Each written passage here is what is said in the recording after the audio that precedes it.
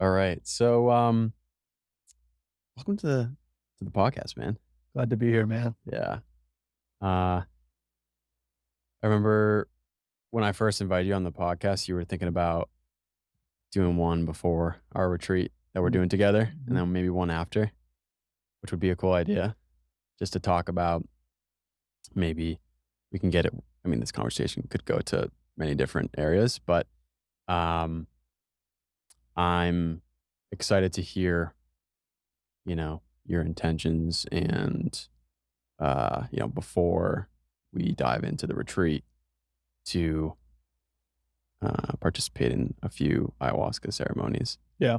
and the sweat lodge, and then just being surrounded by just a, over a dozen, maybe 2 dozen strong men, you know. Mhm.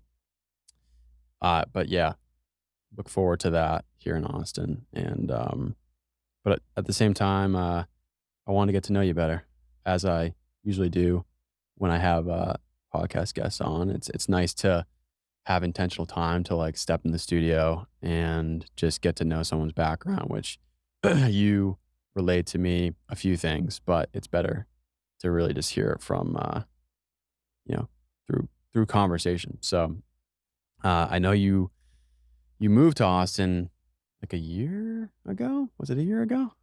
Yeah, about a year and a half now. I moved to Austin last April. Last Packed April. up my van and drove Yeah. from Florida to Austin. Oh yeah. And were you in New York as well? Yeah, I've been bouncing around quite a bit the past few years, so it's hard to kinda, say simply, but New York, California, Georgia, Florida, and now Oh Austin. wow. Yeah. You originally from? Born and raised, a little south of Savannah, Georgia, a Mm, town called Brunswick, Georgia, hmm. right there on the ocean. It's right in between, Brunswick and Jacksonville, Florida. Okay. And Or, right in between Savannah, Georgia, and Jacksonville, Florida. okay. And what school did you go to? Went to a private school, uh, in the area. Okay. Yeah. Well, for college or Oh, university. Florida State, FSU. Gotcha. Yeah. Yeah, I was looking at your LinkedIn, and it looked like right out of college you joined a nice, was it a financial firm or was it? Yeah, so I graduated fall 2019, and then, obviously, right after that was COVID. Mhm. So I was actually home for a while, Oh, wow. Yeah. and then I got a job at a company called Wheels Up in New York City. Mhm. Flew up to Manhattan, stayed there for 7 months, loved New York. New York is amazing, like, Mhm. especially for the curious-minded, all the Yeah. people, all the art, I mean, and just the culture, I mean, and the really just the energy, like, you walk around the city, and it's just always something going on, it's always excitement, Yeah. it's a really good time, but I didn't wanna stay with that job, and I didn't really wanna stay in the city, so Wheels Up was my first job after college, uh What? but the financial job you're talking about was investment banking. So Okay, I okay. interned, yeah, I interned before I graduated at an investment bank in Manhattan as well. Mm. So it's been around a year collectively in New York City. What made you wanna pursue that, like, that industry, that field? I got a degree in finance. I think when I was growing up, especially, kinda coming from a family that had some money, money was always kind of the driver or motivator, and so Mhm. you major in finance, you wanna learn how money works, and then when you have a degree in finance, you pretty much have to go the banking route, or you could do, the accounting route if you want to, but then you have to be a CPA. So it's a natural, extension of what I had studied in college. Mhm. And so once I did investment banking, which is considered kinda like everyone's goal in the finance route, is kind of, seen as the most prestigious, Mhm. and man, I just didn't like it at all. It I was wonder why. it really, I would say it sucked because you study a degree for 4 years, you get the internship everyone talks about, and you're just kinda like, I don't wanna do this at all. I don't like the job, I don't like the people, I don't like the greed, I don't like any of this, and then, like, I'm graduating 4 months later, can't go back, Yeah. get more education, I mean, you can, but then it's just I was ready to move on, uh, So yeah, that's just kind of a little bit about that story. That was one reason why I changed to Wheels Up, and now I work in a more sales job. But I realized very quickly that I was not going to do anything with my finance Mhm. degree. Yeah. Uh, I graduated, so I'm like 5 years older than you, which I for when I first met you and even when our friendship continues, I Yeah, always man, it's think only we're been a month and a half, couple months. yeah, Yeah, I always think you're like the same age as me, but you're actually like 5 or you're yeah. 25 right now? Just turned 26. 26. Yeah. Okay, so almost like 4 years. I graduated in 2015 with a degree in hospitality and tourism management and did restaurants for 4, almost 5 years. And, I liked it, but it kind of I think that if I was maybe in a healthier state, uh, maybe more mature, I would have enjoyed it more. But yeah, I think, I wasn't in like a really bad condition, but it was just I needed to, um, permeate or kind of replenish different aspects of my holistic health realm, Mhm. you know, um, and my relationship to alcohol and food and, just all these different relationships with not even just friendships, but yeah, the relationship you have with what you consume as well. But yeah, after that, COVID hit and I lost my job where I was at in Boston and I was like, I don't want to go back to restaurants. And then I went into finance. My parents are financial advisors and I got my licenses. I got a job. I Mm. worked for I studied for 8 or 9 months and got a job and my parents were like super pumped. And then like 4 months into the job, I was like, I want to get into Bitcoin. And so I like pieced out like 9 months in and moved to Austin. And they were just I wouldn't say my parents were super flabbergasted, but I think some people that I worked with were surprised because I was 27 and I think at 27 got this job in finance by just sheer working hard, getting my licenses, and then my father was able to make he has a network that he's able to help, which I'm grateful for because otherwise I don't think I would have gotten the opportunity.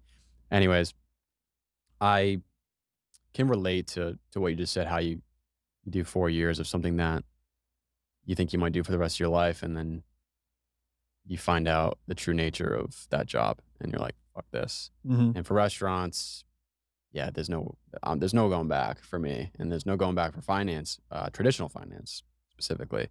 Um, but TradFi, TradFi. as they say in the crypto world. But I think, the unique aspect of today, um, whether you're a podcaster or entrepreneur online, you can make these pivots in a more accessible and easier way in comparison to maybe what our parents were able to, or what our parents had to deal with was it was maybe looked down upon if you pivoted too much from career to career to career. It looked like it Mhm. was maybe unstable, but also the benefits of networking in your company and whatnot. And it's kind of like this default path.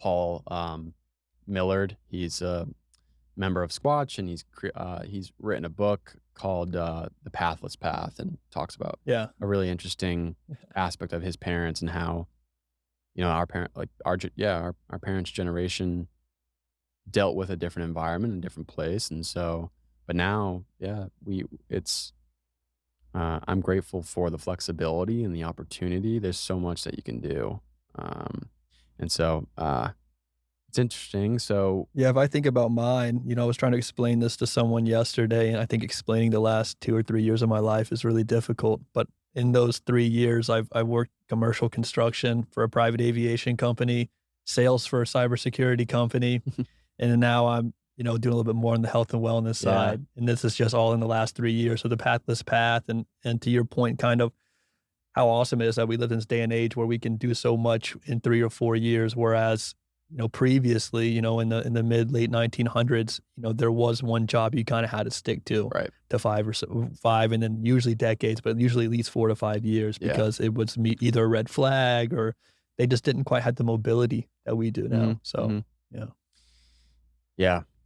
Um, so let's dive into we could dive into what you're doing tomorrow for your class that you're going to, the breathwork Yeah. class, or we could dive into your ebook, wherever you want to begin. But would love to hear about this transitioning of health from cybersecurity, finance, and now you seem to be on the cusp of, it seems, based off of my observations, Yeah, you're on the absolutely. cusp of doing different things. Yeah, no, it's exciting. We can start with somatic breath work because I know you've done that a couple times as well, right? Twice, yeah. Yeah, and I know you've talked about it some on your podcast as well. Um, but somatic breath work is, it's interesting in a lot of ways. What is happening in those, ceremonies, those 1 hours, is really profound. And so you can't really explain it necessarily just from a biochemical standpoint. If you want to talk about the oxygen carbon dioxide ratios and stuff that's kind of going on physiologically, because it almost always ends up kind of being a spiritual experience as well. And obviously we're not good at, right now in the Western sciences and stuff, really explaining what's really happening. And so the somatic breathwork has gotten really big. Obviously here in Austin, the past couple of years, somatic breathwork is actually founded by Fish Fisher and Steve Jaggers, I believe his name is. Hmm. So I've been helping one, they were instrumental in my healing journey, really starting last year. And I got into it actually because of yoga. So, I wrote the ebook on yoga, and one of the limbs of yoga is pranayama, Mm. right? So pranayama means manipulation of life force. Prana meaning the smallest unit of energy, and then yama meaning to do, to manipulate. Yeah.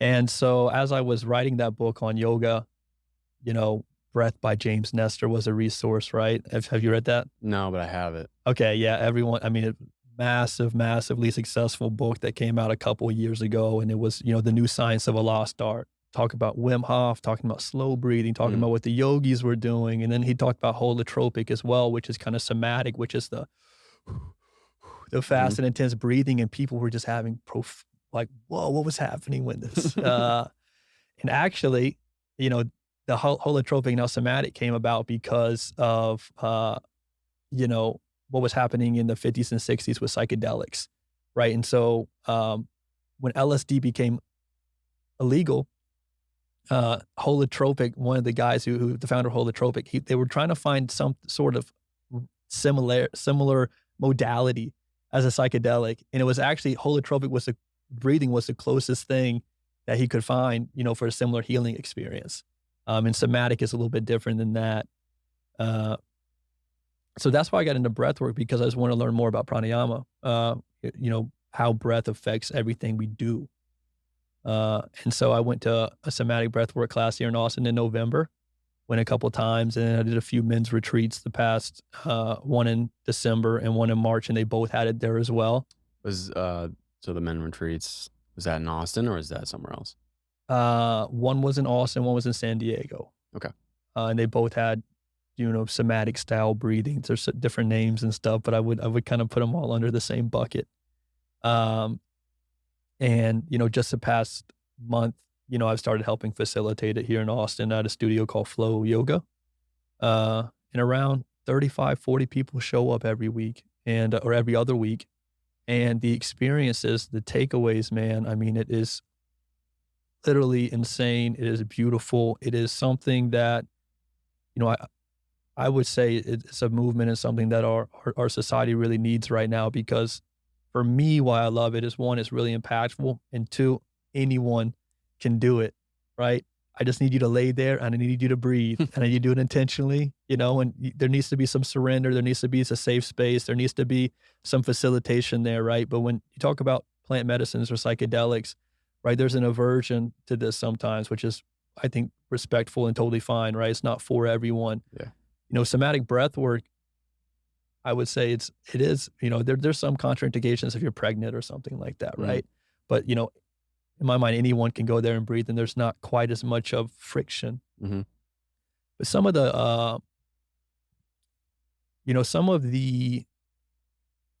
takeaways, like when you have a young man who is our age, I don't know how old he is, but definitely 25 to 30, say that he was thinking about taking his life 2 weeks prior, does a somatic breath work. He says, I can feel my heart because I can feel my heart and I'm happy for who I am, and I told that to my friends and they're like, what? Because then these people who haven't done it, and I know you've had some profound experiences. And then, I was doing a one-on-one session this week. I had a friend ask me, just I was making posts about it, and someone I knew at FSU had reached out to me about it. He was like, "Hey, man, I really, really want to try this with you." And so I did a Zoom session with him this week, and I could tell that first round he was very anxious. You know, and I know he'd taken some anxiety medications and stuff like that in the past. Uh, and at the end of it, we were reflecting on what happened, talking about it. Mhm.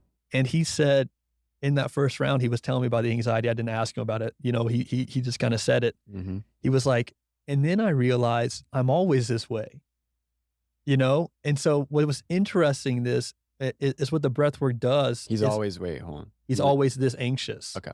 So he thought he was anxious or because he was uncomfortable with the breath work and stuff, right? So he had anxiety, and I get it. There could be a little Yeah. uncomfortable. And then it was somehow because what breath work kind of allows you to do it. He separated and saw this isn't because of this breath work. I've been like this all day today. And so the fact that, when you're able to really separate and look at like your psyche or how you actually present yourself in the world Mhm. is really, really impactful. And I think even just something like that, you just realize like, whoa, I'm actually, I was always this anxious today. And because now you're separated from the anxiety, you are not anxious. You can see that anxiety is just an emotion or a feeling. You're able to separate yourself from that emotion or feeling, then you can work with it. Mm. As long as it's you can't work with you, as actually like if you actually completely identify with it. That's what I mean by that. If you completely Yeah. identify with the Yeah, yeah. anxiety, then there's just no way to really manipulate or see it or anything like that. But in that moment, in the breath work, he was able to separate and look at his anxiety. Mm. And he felt he had more control over it then Mm. because, he could see that it was separate and that it ebbed and flowed and that it was something that he could work with. And those are just two quick examples. I could go on and on, but Well, that's a there's little a bit somatic. yeah, there's my like a new friend and acquaintance of mine. I hear him talk about um, you know, moments of anxiety, moments of depression, and the I am anxiety, like I am anxious, I am depressed. I hear that come out of his mouth, and I'm. I think I said the other day when I was talking to him that for my experience, from my experience over the course of the past couple of years, I used to say that as well. I used to say I'm anxious, or I'm depressed, or I've had anxiety, I've Mhm. had depression. I'm at a point in my life where I never say that anymore. Nice. How do you describe it? Uh, If you feel that's like if you well, feel anxiety, and right? let me be clear, like, it's not to say that I don't feel fear. I don't Yeah. feel sadness. It's like I'm a human being, but I don't identify with it. Yeah. And that's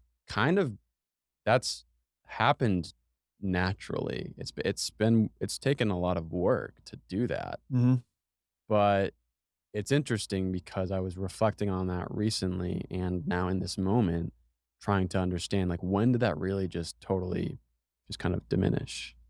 And I would say maybe even before Austin, eh, I'd say Austin has really relinquished that identification, that psychological process of I am anxious, I am depressed. And it's taken a lot of different practices, modalities, discipline, whether it's strength training, whether it's ice. I think the ice really fucking Yeah. helped. And we just did a I'm still two shaking from two it. rounds. Yeah. But the ice plunge for 2 to 3 minutes. When I first did it with Jay and Chris, who you met in the gym Mhm. recently, my first experience here in Austin, my first friends were Chris and my buddy Nate and Jay. And we would go to the gym every single day. And I was just so blessed to work out with them every day. Yeah. They were like accountability partners. Now I can just go to the gym and I'll run into them maybe, but I'm going on my own. But back in the beginning of my Austin journey, which was about 2 years ago, almost 2 years ago, um, yeah, we were working out all the time, and then we were doing sauna, and then we would do ice together. And the few, so the first dozen times that I would do ice, I would fully immerse everything to my neck. I wouldn't last as long. I'd probably last for 30 seconds, but every single time, I would be able to experience how chaotic my mind was going, right? And the first couple times brought back feelings. So the physiological pins and needles in my feet and my hands, the loss of feeling in them, which resembled another occurrence in my life that had nothing to do with ice plunge, but it was an anxiety attack. Yeah. And it was like I wasn't checking in with myself Mhm. for so long. And I was also drinking a decent amount. So usually those anxiety attacks it only happened like 2 or 3 times in my entire life, but they would all like out of those 2 to 3 times, they would happen the day after drinking. So it was like hungover and Yeah, your body is just absolutely. not like filled with the correct macro nutrients and vitamins and minerals and whatnot. But then also, yeah, your brain is just getting a beating. And so it was interesting because the first few ice plunges, those feelings would come back. The psychological process would panic. And then, so I would just keep doing it. And then that panic would go away. Like I would still be very uncomfortable physiologically, physically going in. And then the more you do it, if you do it 2 to 3 times a week, it gets easier. Yeah. Like even today was the first time I've done it this week and maybe in the past almost 2 weeks. And it still wasn't that difficult for me. It's uncomfortable, but at this point, the ice plunge and sauna contrast therapy has really helped you be in tune with your body. I think this is me just kind of regurgitating what I believe I've embodied to stop identifying with anxiety, with depression. It's like I think before I would, we live in this comfort society. Mhm. And so physiologically we're not built, from thousands of years ago, the way that we're biochemically made up and the threats that we faced thousands of Yeah, years even just ago. the temperature, like you said, like we are always in a acclimated room, right? Right, 72 to right. 74 degrees. Yeah. So when you immerse yourself into these hard, like difficult things, at least for me, sauna and ice really helped with just being more uh, aware of the physiological feelings that I would get from both those contrasting temperatures. And then also strength training has really helped me um, get to understand my body more. Mhm. And then yoga helps you with that as well. So I think that if I were to look at myself when I was 23, 22 years old, I wasn't strength training. I wasn't doing any of these contrast therapy. I was drinking. I was overeating. Like from the outside, I've always looked kind of skinny, but from it's the internal state of your organs, your liver and all this other Yeah. stuff like that probably was not okay. And so, I wasn't taking care of, um, yeah, my body in other realms. I think that's a lot of, the early 20-year-olds in our society, just that kinda going out Mhm. and drinking and socializing. And it's funny because that same guy who I had that breathwork session with this week, he asked me, he was like, "Hey, man, how did you make the transition?" I was like, "What are you talking about?" And, he meant from drinking to not drinking because, I think I told Mm. him I've drinking 8 to 10 times in the past 8 months. Okay. I have nothing I've never been an alcoholic, and I think I've always had a somewhat healthy relationship with alcohol. Mhm. But I think to your point of kinda what you're doing with the sauna, cold, and strength as opposed to when you were drinking is when you actually really fully step into kind of feeling good all the time, like really taking care of your body, you don't wanna drink anymore Right. because you Yeah. realize that, "Man, I feel like shit all the next day." Yeah. It's like, I wouldn't trade that for I don't wanna feel bad on any day, Yeah. you know? That's exactly it too, because I'm almost 6 months with not a drop of alcohol, and it hasn't been like this difficult psychological aversion to it. Like Yeah. "Oh, I can't drink, I can't drink." It's like my lifestyle has been built so that it never even comes up. Like, I don't go out and drink at bars, Yeah. and I've And not been because you think it's bad or not no, no, because, no, like, yeah, yeah, yeah, it's because you have, like, been shown a different possibility or way of life where you're like, yeah, I don't wanna yeah. trade how I feel now for it." I'm not Yeah. harshly criticizing people that go out to Oh, drink. I know you're not, yeah, Yeah, I'm just kind of yeah, reinforcing that point because I think it's a beautiful point. yeah. You know, and that's one reason why I loved yoga so much is I think there's a story of Yogananda who was kinda like the famous yogi. He brought a lot of it to the US, and I think this guy was like he was enjoying yoga, but then I think he still, enjoyed drinking and had some other vices and Mhm. was just like kinda like doing the typical kinda Western Christian repenting to the Yogananda and was like, "Hey, look, I'm not perfect though. I like doing some of this, but I'm still gonna drink my whiskey, all the Yeah, weekend." And Yogananda was like, "That's totally fine. I'm just saying, if you keep coming back and doing this, you're just not gonna wanna do that anymore after a yeah. while, right? And once you start taking care of your body, once you really start doing the sauna, the cold, have great community, have great friends, You just don't need it. yeah, it just That's naturally just drops off, and I think that's what it was. As long as you kinda, like, try to push it away, and not build yourself to a point where it naturally just doesn't resonate with you mm, anymore. I didn't try to push drinking. I think I kept trying to because I just wanted to socialize and was like, didn't wanna change and all that. But at some point, you raise your own, who you are, your vibration, and then, the drinking and stuff naturally goes away, so yeah. Yeah, it's, a great way to explain it because 'cause I've been trying to explain it to other people, like, I was at a party recently and, for July 4th, and I didn't drink, and I didn't really feel the urge at all, and other people were, and but you can just tell that some people think that it's like a social, downer if you're not participating in drinking. It's like, "No, I can be fully present and have laughs and yeah, I a could flowing dance. conversation, like, Yeah. I don't need to." And now it's so before when I would drink, it was like what made the the experience of being at a party or something, like, Mhm. that's what it made it Yeah. better. And now it's like, I don't even know if I like it as much, in regards to the clarification of my mind and the way that I'm speaking and the way that I'm like, obviously, alcohol kinda, uh, diminishes your capacity to, uh, think and speak. I mean, actually, it depends, I guess, but, on the person, because there's been times where if in the past, if I was really anxious and then I drank, I'd be more loose, and then I actually would be, a better speaker. Yeah, absolutely. Which, like, that means that your relationship with alcohol is probably, like, you gotta it might not be healthy. Because if you need alcohol to speak better or anything, to be more comfortable with something, Yeah, I I think think people naturally open up with it though, right? After a few yeah, drinks, yeah, the conversations will start flowing and stuff, mhm, so yeah. Um, so you did relay and share one testimonial or experience from being practitioner. I don't know if that's the correct yeah, I would word. say, facilitator, yeah. So there's like a Facilitator. leader who helps with the vocal cues and really walks people through the breath work.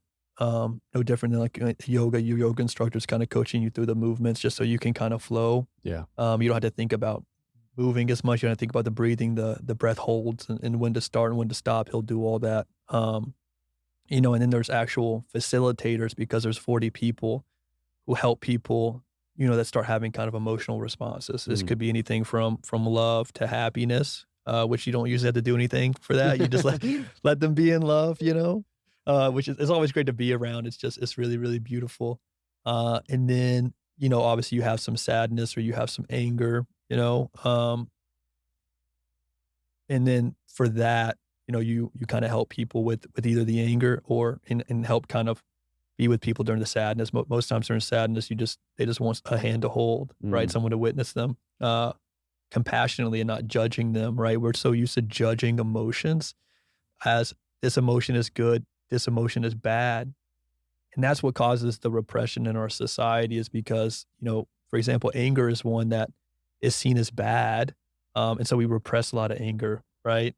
And, the thing about that is as a lot of studies have shown, the body keeps a score. That emotion is in your body, and you need to let yourself be angry in a safe space. Obviously, people always think, oh, if I'm angry, I'm going to be violent. That's usually not the case.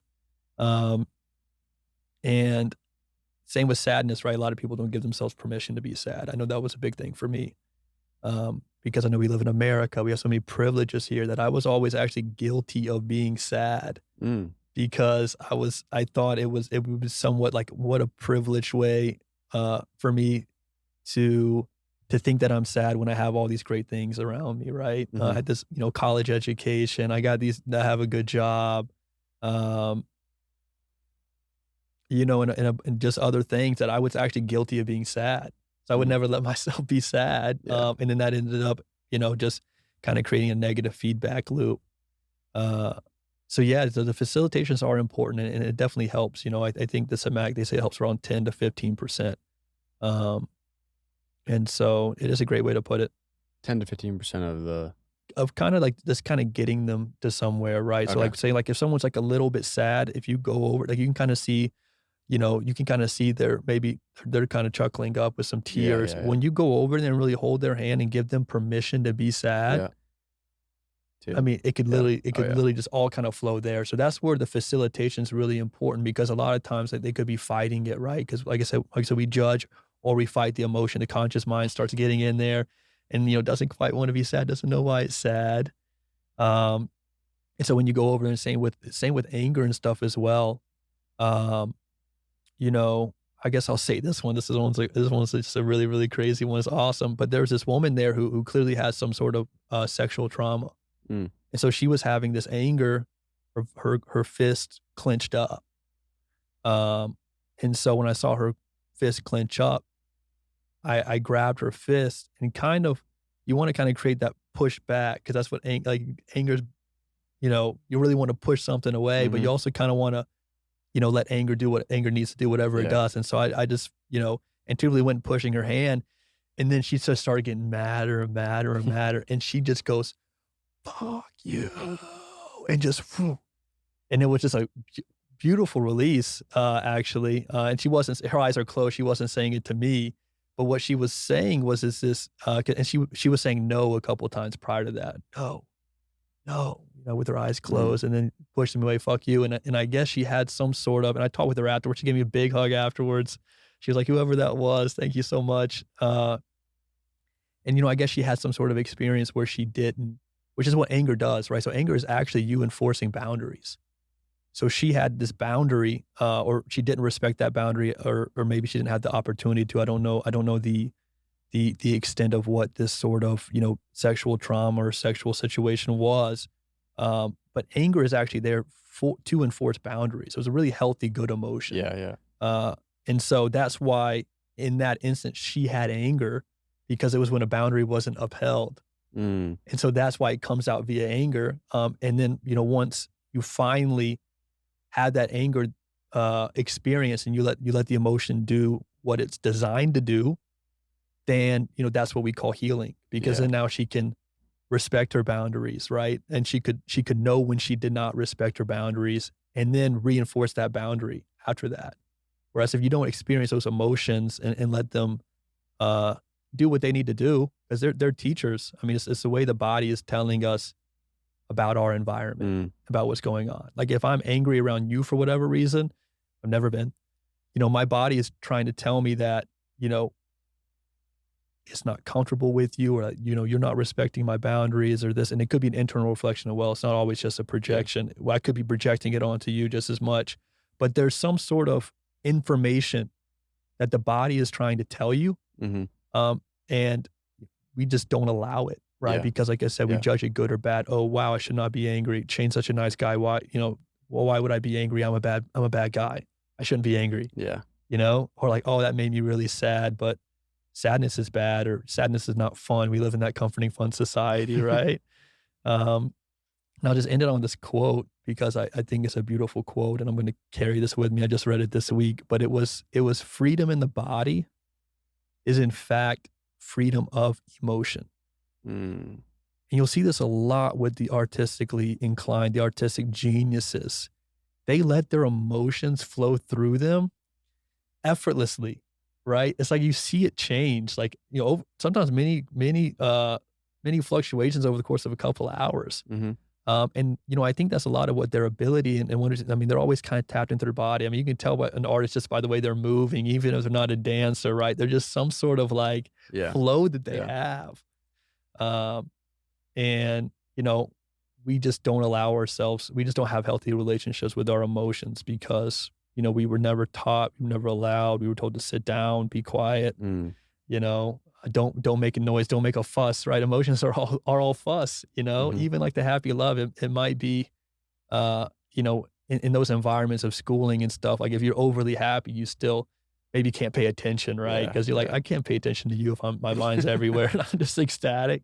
So we've been a tyrant to ourselves in regards to our relationships with emotions. Mm. So, and that to me is what all somatic breath work's about. Somatic meaning of the body. And it somehow induces a state of, emotional release. Mm. So, Yeah, there's a fictional book that I'm reading right now. I'm about like 120 pages in, and I really love it. It's called The Essential Revolution, yeah. and it's something I recently recited. Uh, and the author reached out, and I'm talking to him right now. But which is so fucking cool. Yeah, bro, I'm happy for Yeah, you. That's I'm really super cool. pumped. Like Yeah, how you have this podcast and you have someone that, or a situation where you made this post on Instagram and now you might be able to talk to an yeah, author and potentially, yeah. yeah. But it was two characters were speaking to one another in a jail cell, and this character Dimitri was speaking to Zach, and Zach was speaking, or I'm sorry, Dimitri was trying to relay Zach's story of his father. His father was just really a highly successful billionaire, but Zach's perception of his father's business and all this other stuff was just really, really negative to a point where he didn't even call him dad anymore. It was like he called him by his first name, and Mhm. there was just a lot of hate and anger towards his father. And so Dimitri's like going back and forth with him to really recognize like, everybody's perception and stories in their mind is like super subjective, and like starts to show that. And this comes back to a sentence that my friend Camille said, like, I'm like that too. And it's such a powerful message. Uh, I believe it's also a powerful message because you can just say, well, and in the example of these fictional characters, Dimitri goes to Zach and says, have you ever had a strong desire for something? A strong desire for anything? Have you ever been greedy in a way? Um, and Zach's like, no, not at all. It's like, so you're telling me you've never wanted to have sex, you've Mhm. never wanted to be famous, you never. And he was like, oh shit, and like it just resembled a characteristic of his father. It's like we all can be like this too, and not to get too in the weeds of this fictional exclamation, but or fictional depiction within the book, but at the end of this section or this chapter, Dimitri just says like, or Zach says to Dimitri, like, should I cry now? And it was like, you're gonna have to. Like, you logically have understood this, but now you need to release it emotionally. I think that's what we do a lot. Like logically, conceptually in our minds, we say, I understand this and I feel this way, at least from my perspective, because we've repressed, like we've been programmed, we've repressed these emotions, being super happy or super sad. We almost forget how to release them. Yeah. And so like we're just thinking our way to like trying to therapeutically make ourselves feel better. But you can't Mhm. think your way out of, well, maybe some people can eventually, but if you're programmed to not know how to like what you explain with geniuses or very artistic people, like they're just like they're flowing with releasing their emotions in And such their a art is their healing, by the way, too, like, their yeah, creativity, like, they're taking those emotions and creating an image, yeah, and so, like, they just naturally have an outlet for it, whereas people who aren't painters or yeah, singers, it's hard you know, for us to manage those emotions. yeah, Yeah. yeah. Well said. And just that. So the sentence that Dimitri says to Zach in this book that I'm reading, you've logically understood, you've grasped the what you need to grasp to understand the relationship with your father, blah, blah, blah, but you haven't released it. Yeah. And yeah, somatic breath work, man. That's literally most of us. Yeah, it's been magical. And We grow up in the logical mind, which is great. It's afforded us so many, technological advances and given us everything, but, we really have to integrate that other parts of ourselves. yeah, Absolutely, and I think that's just becoming more and more common. I think it's especially important for the engineers that just like the tech rational minded people that that you just mentioned, or that state of mind, our ego is a great tool, or it's been a great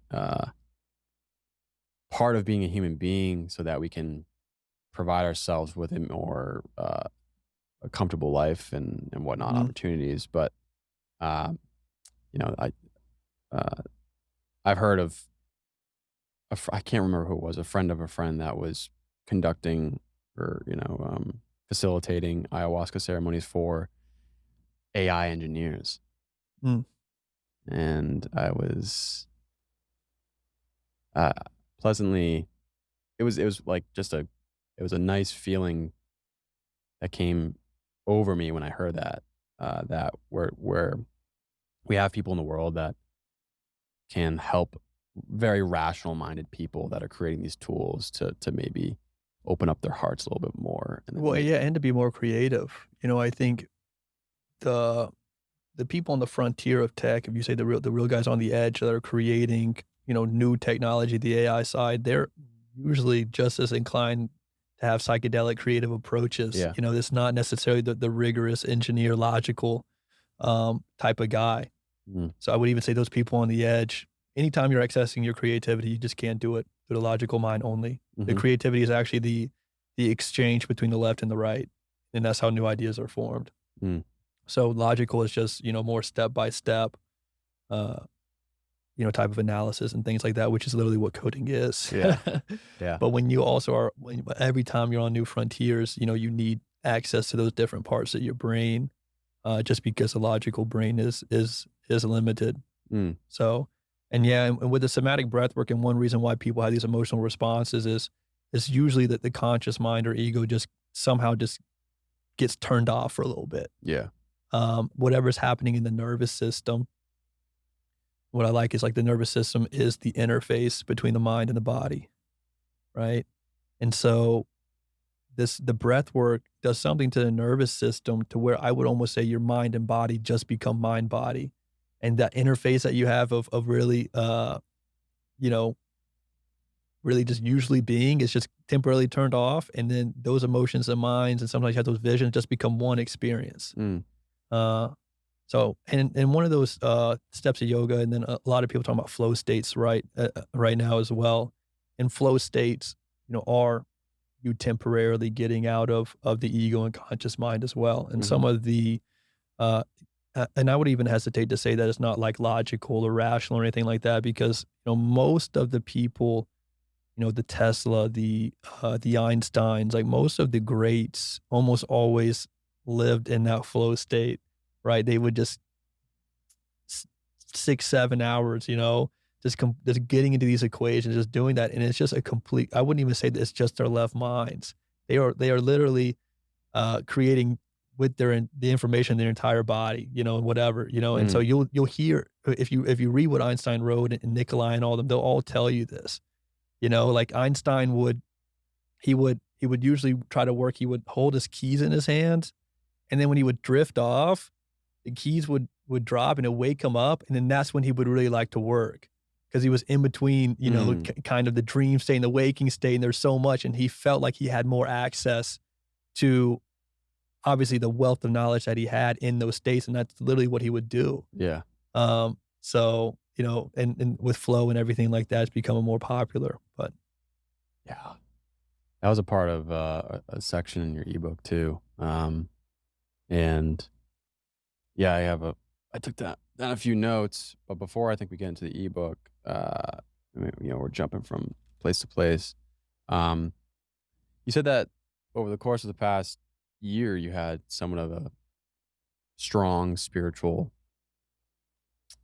awakening, if you will, Yeah. or, It's a, generic or maybe even a platitude now, right? Everyone talks about their spiritual awakening, but yeah, very much so. can you get into that a little bit? Yeah. Sweet. I would say that's even kind of one reason why I was jumping around job to job and place to place and kind of that pathless path for a while. I think that pathless path is kind of for the seeker.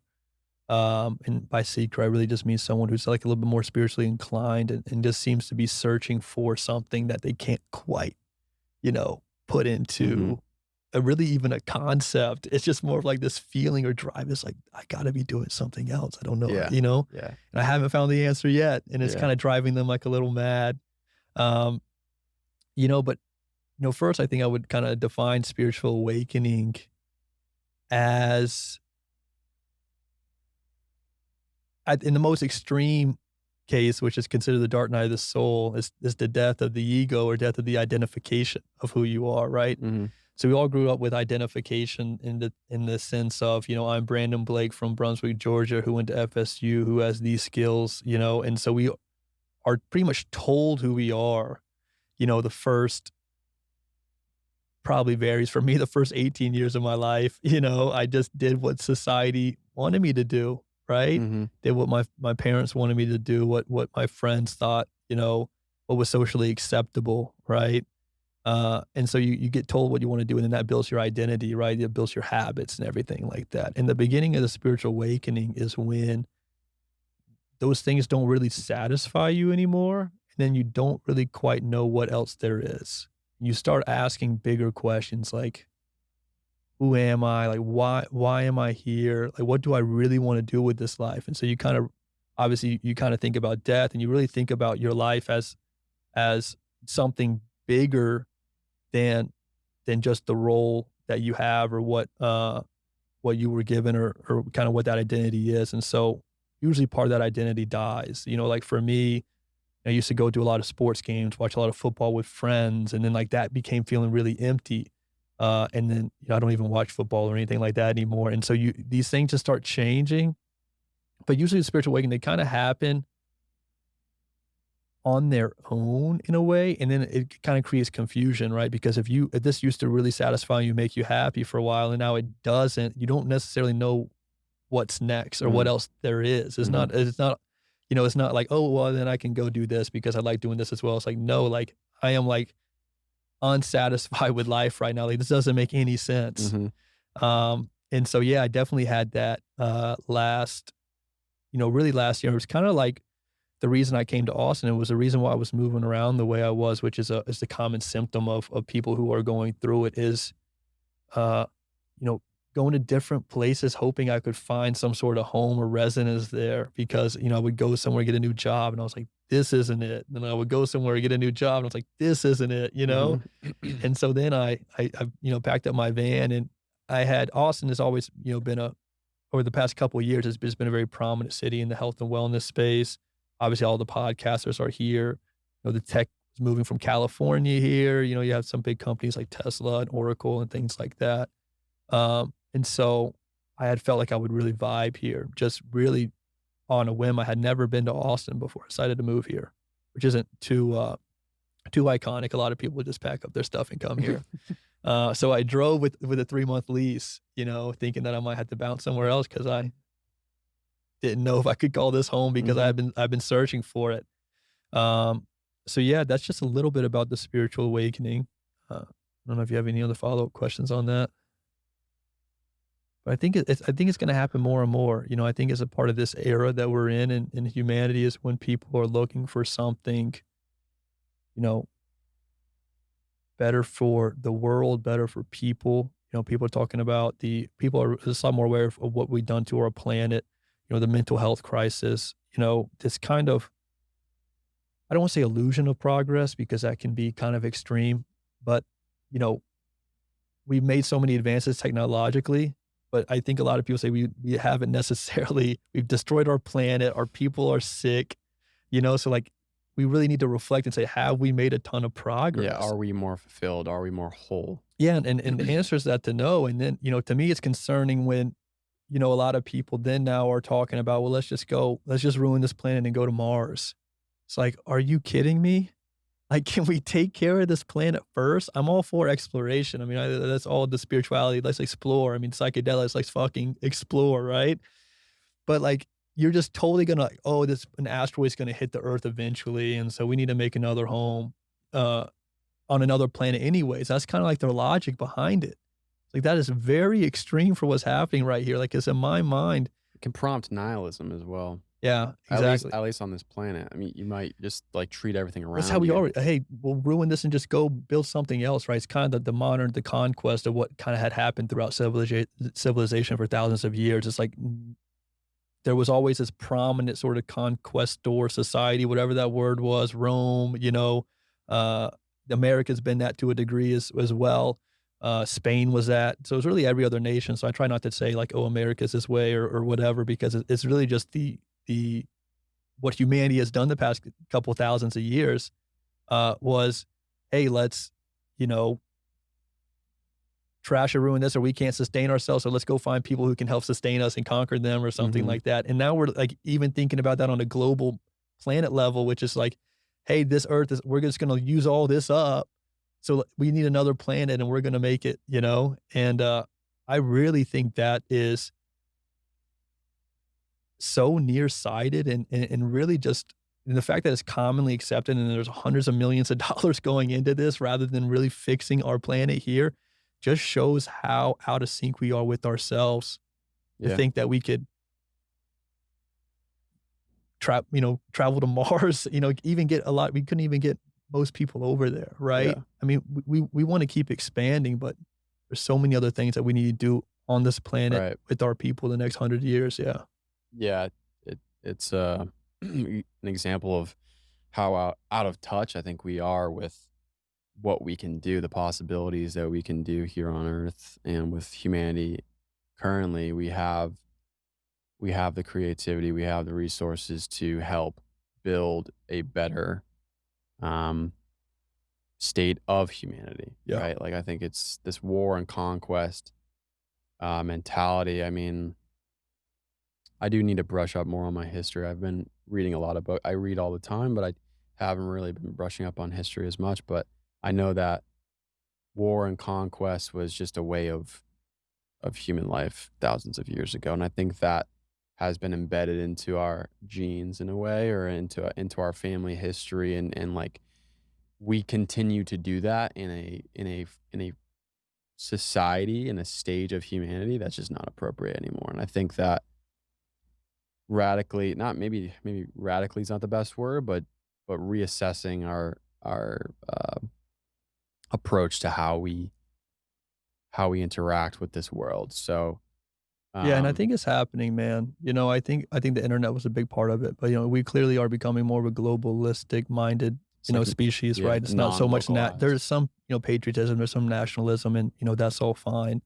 Uh, but we are, with cryptocurrency, right? We're thinking of global currencies. We're thinking globally minded now. We're not thinking separation of walls as much. And so I think it's when we talk about progress of humanity, I think almost like the progress of our consciousness, right? Not Yeah. just progress of our technology and things like that.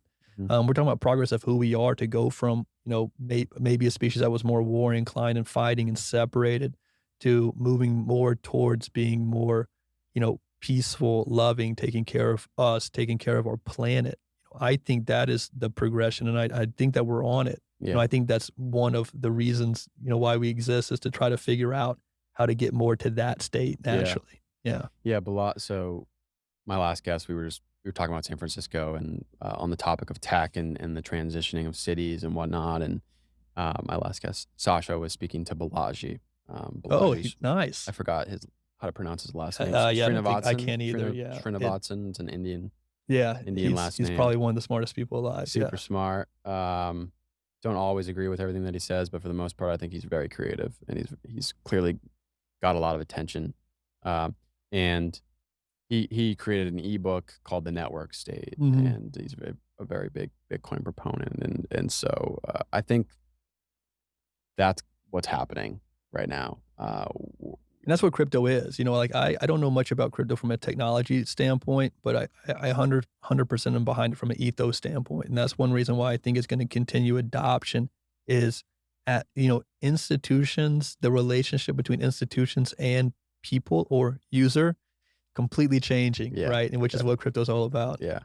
Yeah. It's an exciting time. Yeah. We're in a really it's definitely a transitioning phase in humanity, and that's where the excitement of growing using these different tools and these different technological inventions and then also these health modalities to like intertwine this balance, this coalescence of being able to I don't know, maybe make the world a more balanced place. And yeah, I'm curious as to when I said I think it was yesterday, I said I'm very excited to see where you grow, like how you Yeah, grow. man, I appreciate that. And yeah, and it's I think this is kind of sad to say, but like when you're young, you have these friends and you love them, right? Yeah. But at least for me, I think the relationships of those friendships maybe weren't as healthy to the point where you're like, I'm excited to see you grow. It was Mhm. more of like a dependency on because I was like, you're in this programming state within the stage within your life. And I still had friends that we just bonded naturally through humor or whatever it may be. But then you also have friends and maybe as I transitioned and got older, you weren't always like so happy for their accomplishments or for where they're growing because maybe we were just so out of tune with who we were. Yeah. And so now I feel very happy with where I'm at, and that has helped with like the natural attraction of friends. Mhm. And you just get to a place where it's like I see Hutch and I see you and I see my buddy Jay and I see all these people. I'm just like, I'm so excited for all of you Yeah. and to see what you do. And it's just beautiful. It's like I can see this movement growing. And this is we can maybe get into the subject. Jay's doing this, Zach Homel's doing this, Julian, the mentor you've been speaking with, Yeah. is doing this.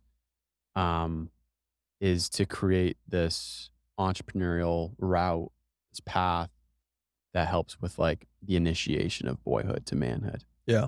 And you brought this up. This is a subject you wanted to discuss, and I was super happy you brought it up because I don't think I've really discussed it on the podcast, but I did read a book that introduced this, and I could be mixing up the order of the words, but it was Magician, King, Lover, King, magician, Lover, warrior, lover, Warrior, Lover. or it might be Yeah, warrior, no, magician, lover. it's those King, 4. yeah, yeah. It's those 4. The order doesn't matter. I read it as well. Yeah, and the beginning of that book, I mean, it goes extensively into the shadow archetypes Mhm. of men, and beginning does explain how in modern times we don't, especially on the West, we don't have any rituals, initiations, Mhm. right? I think that the first that come to mind are you go to school, you go to high school, you can go to college, you get these degrees, these credentials. When you're in college, maybe you join a fraternity or a sorority, and those are like initiations and stuff Mhm. like that. But I don't think they're not as Yeah, and I was in a fraternity, so I can speak to that. yeah, Yeah. yeah. Go ahead. Oh, okay, Sure. yeah, we can I think yeah, there's so many things that came up into my mind when you started talking, about, you know, that the transition from boyhood to manhood because it's something I'm really passionate about, one, as 26 and someone who just kind of been through this the past couple of years of transitioning from a boy to a man, Hmm. uh, and knowing that it's a very real process, and someone who went to college, who got graduation, went to fraternity, and never really had that transition because one, you know, as you talked about in the beginning of the comforting society we live in, there's really not that many trials and tribulations in the educational system. It's a lot more coddling, and you can have your hard test or something like that. But there's really no, you know, the SEALs have that boot camp for a reason. There's really no intense sort of something you really have to put your mind, body, and soul into to really transition to what we would consider a man. And I also wanted to make this point is on this, but, you know, a little bit separate was, you know, the war on kind of masculinity that had happened in the past decade or so, you know, after reading that book and studying this a little bit more in detail was never really in my mind, a war on masculinity. It was a war on immature masculinity. It was a war on, like, the power, the greed, the competition, right?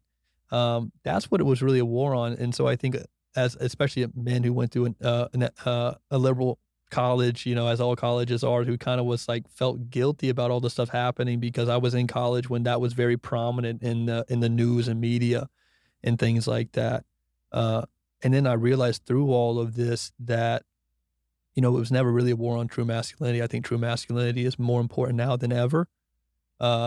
People that can stand up because there's so much change that needs to happen. And the healthy masculine is going to have to be a part of that. I think a lot Mm. of the spiritual, people talking about this age of feminine is rising, and that's great, but the masculinity has to rise to the same proportion, or you have imbalance. Yeah. You know, Yeah. so I did wanted to make that point, but as someone who played high school football for 4 years, very competitive, went to playoffs, very often, as someone who went to FSU, who was a part of a big fraternity. We had a couple hundred guys. FSU has a huge Greek life, thousands of people. Mm. Then as someone who then I led pledges and stuff like that as well when I was in the fraternity. So I would have 50, 55, guys that were looking to become initiated into the brotherhood. I can say that even with all of that even I didn't see too much transition from boyhood to manhood, and the book talks about this, is that a lot of the fraternity initiations and stuff is more pseudo initiation because it's really just boys trying to coach or mess with other boys, right? You're not really trying to make someone better. You're really not trying to have them access who they are and really have them try to dive in and achieve something. It's a lot more maybe punishment or jovial or something like Mm. that, right? Mm. It's not what it was in terms of integrity and values. Mm. And I doubt any fraternity is because, you have a 21-year-old leading a 19-year-old, right? I mean, there's just hardly any 21, 22-year-olds that's going to be mature enough that knows enough to do that. Yeah. And that's a pseudo initiation that the book talks about.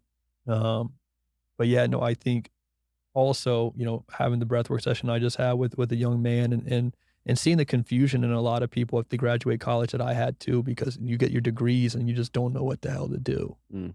Right. Same with like the hospitality restaurants. You kind of do that because you just got a degree in it. But people are really getting degrees now, from what I can see, unless it's medical school or law school or something very specific like that. It's almost like they didn't know what else to do. And so they went to college to grow up, and then college didn't grow them up at all. They didn't change at all, and so there's this kind of like this anger that naturally comes about it too, because people are like, I remember when I was like 19, I was a sophomore in college and the senior in college. He was graduating a couple weeks and he was a drunk or whatever, and he was kind of joking around, but it was a really profound statement. Was just like, I'm more dumb now than when I came here. Like, he said that, and he meant it. I think he meant it, and like it's funny because of the way the education system works and all that way. So especially with finance, is like, you learn something about maybe cash flow analysis your sophomore year or whatever, and you take the test and you pass it. Then you don't do anything with it the next 2 years, and you just naturally forget. And so you do kind of, graduate with, some more knowledge maybe about Excel and some other things like that, but you don't really feel like you're a better, more well-equipped person. Mm. Obviously, I'm speaking my own experience, but I'm also talking from people I've talked with and seeing the confusion of young men at these retreats and just in general. Um, so yeah, I'll stop there and we can talk more about voice to men. Yeah, I can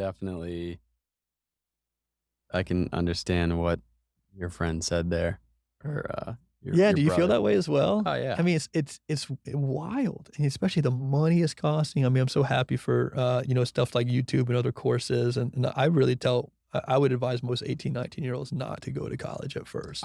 Go back I'm if the you want same to, way. like maybe 20, 21, because you're not missing out on anything. Like, I had to go. I feel like I had to after high school, just being enrolled in college, at 18, and uh, It's I still the picked same finance way. by accident, really. It was something. Yeah. I don't know if that's how you feel about hospitality, but I so just to go back, it's still happening. I mean, kids are still going to straight from high school to college. Obviously, that's like a transitioning. I have a sister that's doing that very, very soon, and part of me has even told my parents, I've said, like, you know, they can take a break in between. Yeah. Like, they don't have you know, this is gonna cost tens, 20, 30,000, 40, whatever per year. Mhm. Uh, we're in a just different time. Yeah. You know, we're in a different time that I don't think the 50,000 to like $500,000 that you're gonna spend on a college degree is gonna really be necessary Mhm. to be successful in the next 10 years. Yeah. I truly believe that. Unless you need post grad, like unless like if you're a doctor, Yeah. right, or Yeah, law, yeah, you yeah. know. But even law school, I have a friend who graduated from law school in Tampa, and he was saying, you know, the first year or two, 50% of the people don't know why they're there, right? Because they Yeah. graduate college and then they're like, oh well, fuck, I guess I'll go to law school because they're, Right. and it's really like a confusion thing in my mind Yeah. when I see them say it. It's almost like, oh well, I have nothing else to do and I want to make good money, Yeah. so then therefore I'm going to go to law school, you And know. we just have, like, this overwhelming amount of lawyers and doctors in the United States, I feel like. Yeah, I don't know from a capacity standpoint. Statistic-wise, yeah. Yeah, or like I feel like with doctors, we could always use more, you know, even Western doctors, we don't hate you. Yeah. So Yeah, I mean, and for me, when I was in college, yeah, I was totally confused, but also yeah, I wish I had something like like what we have here in Austin, to help with.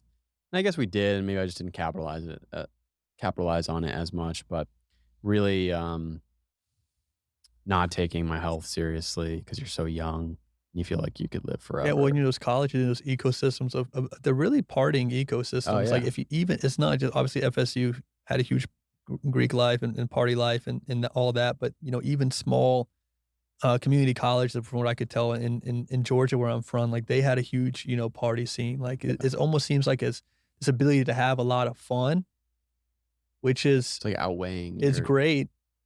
But if you want to have a lot of fun, take a gap year, you know, like yeah, just don't, you know, yeah. or balance it or have something. It's almost like where you put everything on pause and you have, you know, all this fun and you are learning about yourself. You're going to meet people.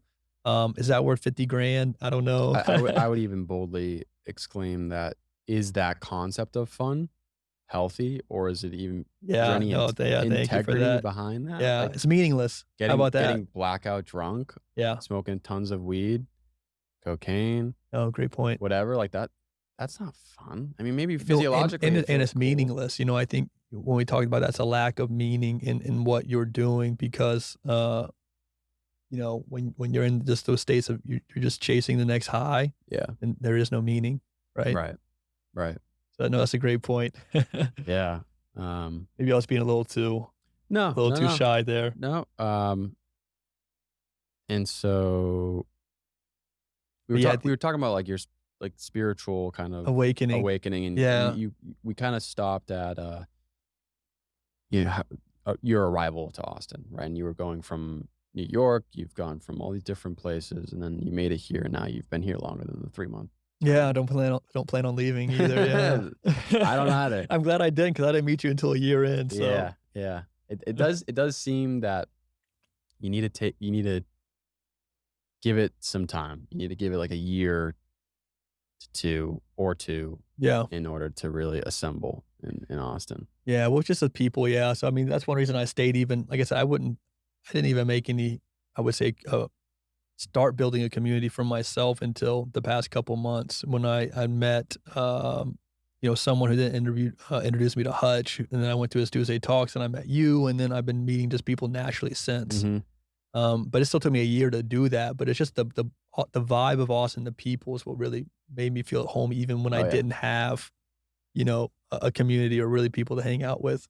Yeah, and that seems to be the case with many other people I've had on the podcast. It's the people or the conversation I have at Squatch. It's the people, and, uh, the demographics and different ethoses of Austin. You were just mentioning there's tech and there's health and Mhm. wellness. There's all this different stuff. So it's really cool. But Yeah, and also with, like, the spiritual awakening too, 'cause I feel very I feel like at some point in the next couple of years, I'm gonna help people through theirs, is that it, you know, it is a very brutal process, like, that part of changing your identity, um, you know, there are bouts of depression. There is a lot of confusion because that's just the way the psyche is transforming to something new. Anytime you kind of change part of your identity, and this is a lot of the bad experience of psychedelics people are talking about, is really when who they thought they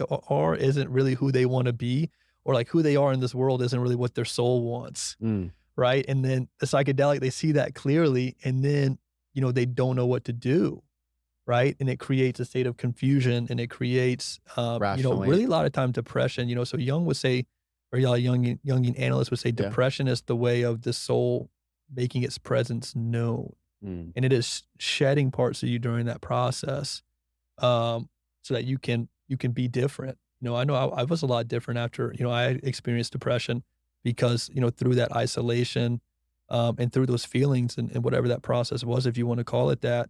Um, I was letting go of parts of myself during that. And that's always it's always a sad process. Maybe not, I wasn't necessarily consciously sad of it, but I think there's some parts of like whatever on the deeper psychic sense, you're letting parts of yourself go. And that's never pleasant, mm, but it's necessary and needed if you mhm, want to transform and evolve or, yeah. or whatever. So I just kind of want to say that too, where, I think this sort of awakening, I wouldn't necessarily say it's a happy, it's not a happy process. You always look back and you're like, wow, I'm so happy for who I am now. But it is a,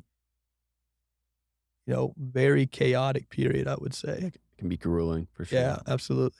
I really like that quote, and Jung has been coming up in my life more and more. I actually just bought a book last night by Carl Jung. It's called Yeah. Synchronicities, Okay. and I I put haven't, I haven't, I don't know. I actually haven't read much of him. I read a lot of Jungian analysts, yeah, and so yeah. I You have gotta read wanted, it. Yeah, you gotta read him. I have one, and I do have a book from him, and I've tried. It's just like anything else, you Amazon a book, and then you get 10 books in the first course of a couple weeks. Yeah, And so I just haven't been able to get to them yet because I've been studying so many other things, but I definitely will. yeah. That's a beautiful quote by him is, "Depression is your soul." How'd it go? Your soul telling you. Yeah, and I'm paraphrasing it. Yeah. But your soul is making its presence known and kind of unfolding, and almost I would even say it's doing work on you or for you from your psyche on a psyche level. So you're shedding parts of your identity. And anytime you Mm, shed parts of your identity, it's going to be painful, right? So my coach, who I did the first men's retreat with December, very bluntly says psychological death is going to be the same experience as real death. Because the ego doesn't know the difference because the ego is dying to a degree. And that death you feel as if it was real death, even though it's not. So wow. you don't know the difference, and that same thing when you're shedding and letting go, like parts of you are actually energetically dying. Mm, And so there is this feeling of death there. yeah. Yeah, no, I've And then you I've change and you felt rebuild and you reform. yeah, Yeah. I've So kn you felt that before oh, in yeah. some way. Yeah, Yeah. yeah, for sure. That's been happening Yeah. the past couple of years, but even different stages, 4 to 6 years ago, Mhm. out of It's college. not always at one time. Yeah. I would say Yeah, mine was no. a couple years. And it was different intensities throughout that Yeah. couple years.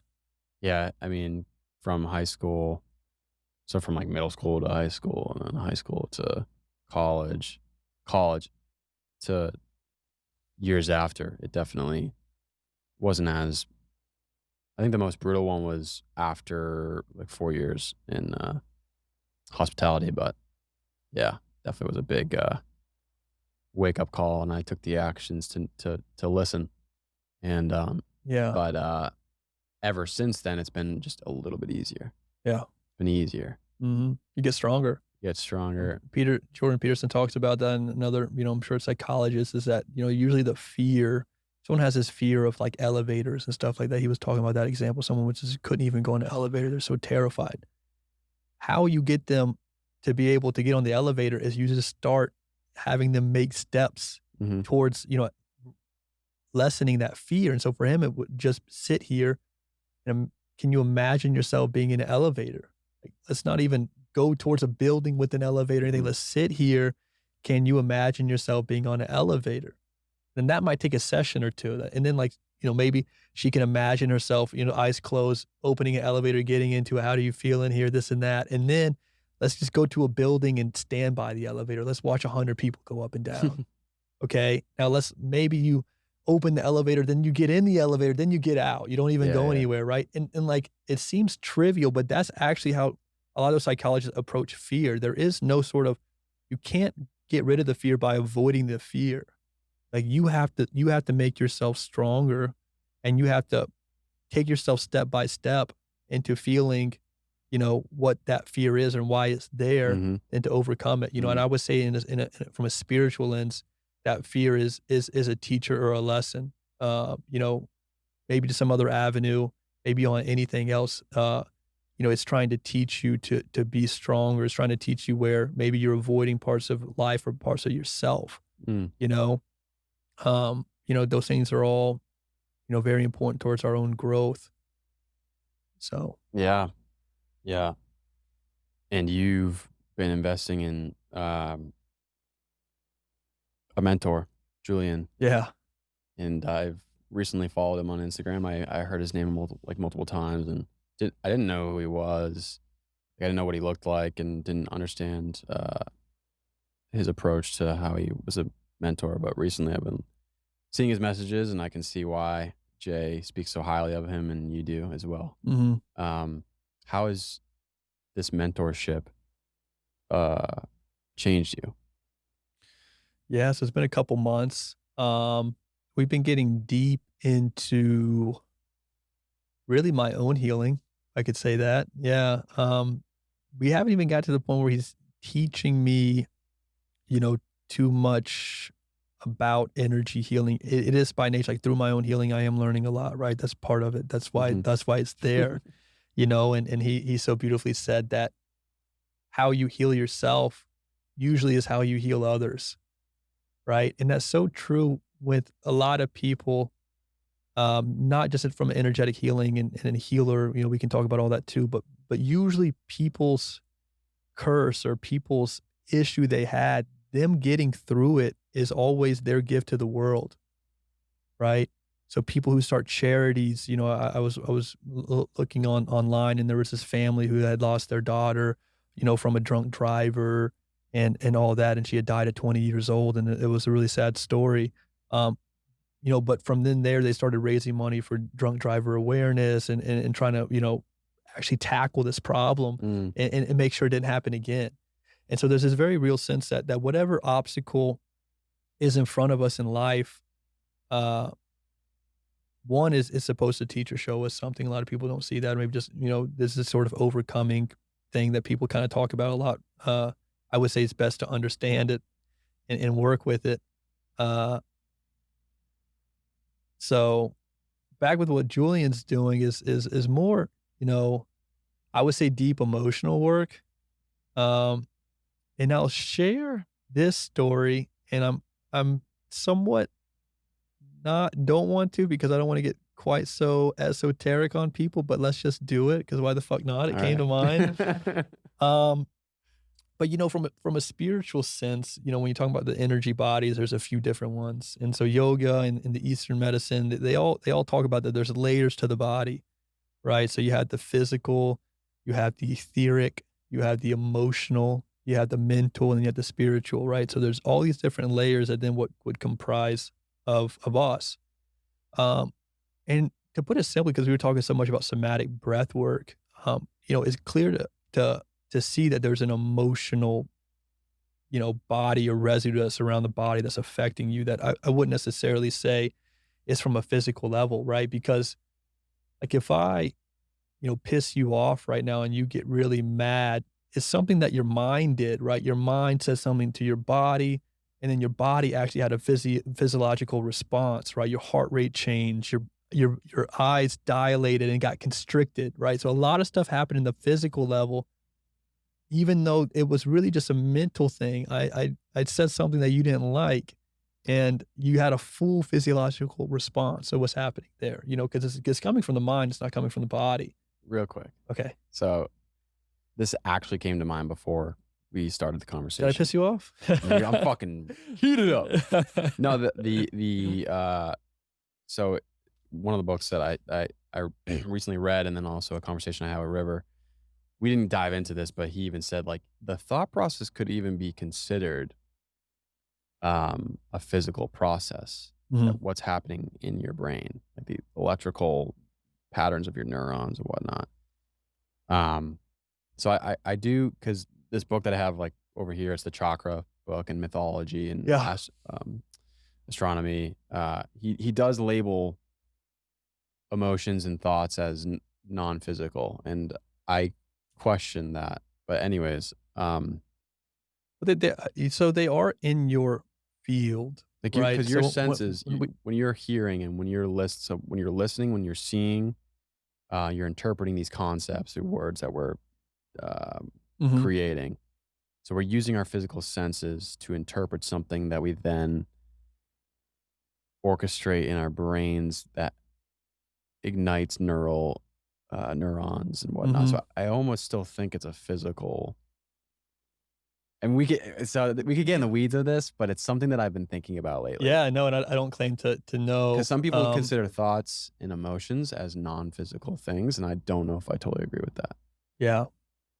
But I think it would take a long part of this conversation. So if you want to continue your story. Yeah, no, I would just say, so and some people can see it clairvoyant, but, we all have auras around us. So, like, even though, like, there's this physical that's obviously, like, our body and what's inside of our body, but there's also substances that's near just around us, and you can feel that when you get close to someone sometimes. Yeah, no, I agree. And so there's your energetic presence, usually is around 3 to 4 feet from your body. Mm, So, in that sense, they're all always around you kind of, and, I'm still learning to the path where I don't know, I think you're picking up information from that whole field, and you're calling that your mind or your brain when it's not necessarily, because we all point, "Where's our mind at?" It's right here, you know, but is it, right?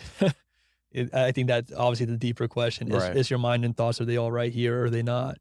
Um, where is Shane actually located? That the person who says he is Shane, where is he actually at, right? Is it kind of that observer thing? As you were saying that, I was picturing my perspective behind your head looking at me. Yeah. See?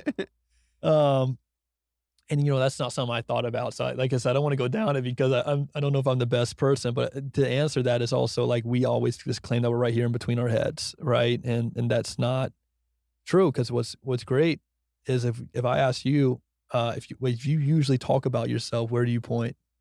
To your heart. Mm, You say, "This is me." No one says, "This is me." You go, "This is me," mm, right? mhm. And I always point to center, right, which is the energetic heart. No one points to I mean, maybe, right? I don't know, but, like, if it's usually very clear right there in the center. I don't know why I'm trying to do it for the camera, but, right there. It's never like, "Oh, I'm here, I am here, I am here, whatever, I am here." You'll say, like, "This is me." Mhm, They point right to the energetic heart, right? And so these mm, are the little things, and one reason why I love doing is talking about these things in practical ways that we are all doing and maybe unconsciously knowing, right? And that's why I like that heart example, because when I read down the book, I was like, "Whoa, why have I always pointed my right there?" It's like, well, that's because that's where your actual heart chakra and your energetic heart are located. yeah. And so you know that, subconsciously or multidimensionally or however the fuck you want to put it, right? And that's why when you say, "Who am I?" or whatever, you're pointing to your heart, you know? Mhm. Um, so I just want to make that point. But from a more esoteric, where's your mind actually at? I don't know. We can leave that open ended for now. That's cool, man. That you have this opportunity with Julian and you're going through Yeah, and those even being topics. able to explain it like I did now, came from, uh, a lot of my sessions with him, because a lot of, I would say, energetic healing is really coming from beliefs, thoughts, emotions of the past, that really no longer serve us, or that we don't even know is there anymore, Mm, right? Beliefs is a, I don't know. I haven't studied this to a deep degree. So again, not something we should go too far down. But a lot of people have beliefs around money, around how they should orchestrate their lives. Like, I should, graduate high school, go to college, and then get a good job. And this is what this job looks like, and it should probably be 100K a year, and I'll do those other things, right?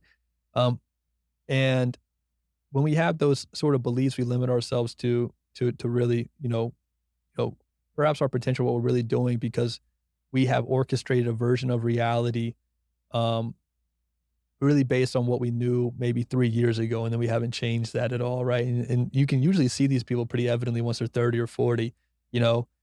Uh, the craziness in the somatic breathwork and stuff is, when people say, "I just got busy for 20 years," and then, like, I woke up and I was, like, 45, So I was just gonna say that that's was so my biggest scary, dude. fear, and, that was always a driving fear of mine as well, was that, and so when people have beliefs around money, how much they should have, or what it really usually what it looks like to earn money, that's a lot of the belief thing too. Mm, And a lot of them are unconscious, I'm in another, kind of mentorship group, and one guy had this childhood memory.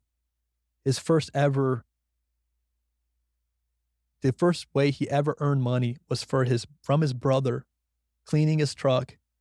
So he cleaned his brother's truck, made $10 or whatever. Um, and when, because, and by the way, this story was told because someone said, the exercise was, what is your first memory about money or about making money? What was the first ever memory that you have about making money? And this guy said, well, I was cleaning my brother's truck, $10, this and that. Turned out he still worked for his brother and didn't know. Like, and like, well, obviously he knew he worked for his brother, but the belief there was my brother is my source of money, mm. right? Whoa. And he was trying to do something else. I don't know what his, obviously many of us at our age are like, I'm trying to do something else, but I got to do this for money, Yeah, right? That's yeah. me right now, Same, anyways. same here. Yeah. But like the unconscious belief there at that time was that like my brother is my source of money, or I have to work hard to make money. That's another belief people have because, we have this sort of work hard, grind competition. I'm going to grind until I'm rich, right? Well, that is true. You can grind and make a lot of money, I'm sure you can. But there's also people who end up really very wealthy and they don't do that at all. This that work smarter, not harder type of mindset. But he was like, hey, I had to do something physical. I got to do hard earned, got to make money. And then it came from his brother. And sure enough, he worked fucking construction for his brother and he didn't want to, you know? Mm, And so when you really see enough of these experiences on those beliefs, that's what I'm saying, they're almost always unconscious beliefs. And until you really start doing the work on what do I believe about money? What do I believe about my family? What do I believe about my country? What do I believe about the world? What do I believe about love? Or what do I believe about this? Because we've never consciously thought about that. And so we do have thoughts about that. We just don't know what they are. And they were given to us more than likely based on our circumstance or situation. Uh, that's where the unconscious bad beliefs is usually something bad could happen in a certain situation. And then you form a belief on that, what happened. And then you carry that mm. for many years. And so that's what I worked on with, uh, with Julian as well was it's a lot of these kind of unconscious beliefs that I had that harbor that really until you get someone very skilled with, subconscious work and stuff like that, because you can't see them very easily. Mm. I think psychedelics bring them up with some people as well, but it is tough inner work. So yeah, we can go on, but we can. No, yeah. Yeah, we got time. We got time.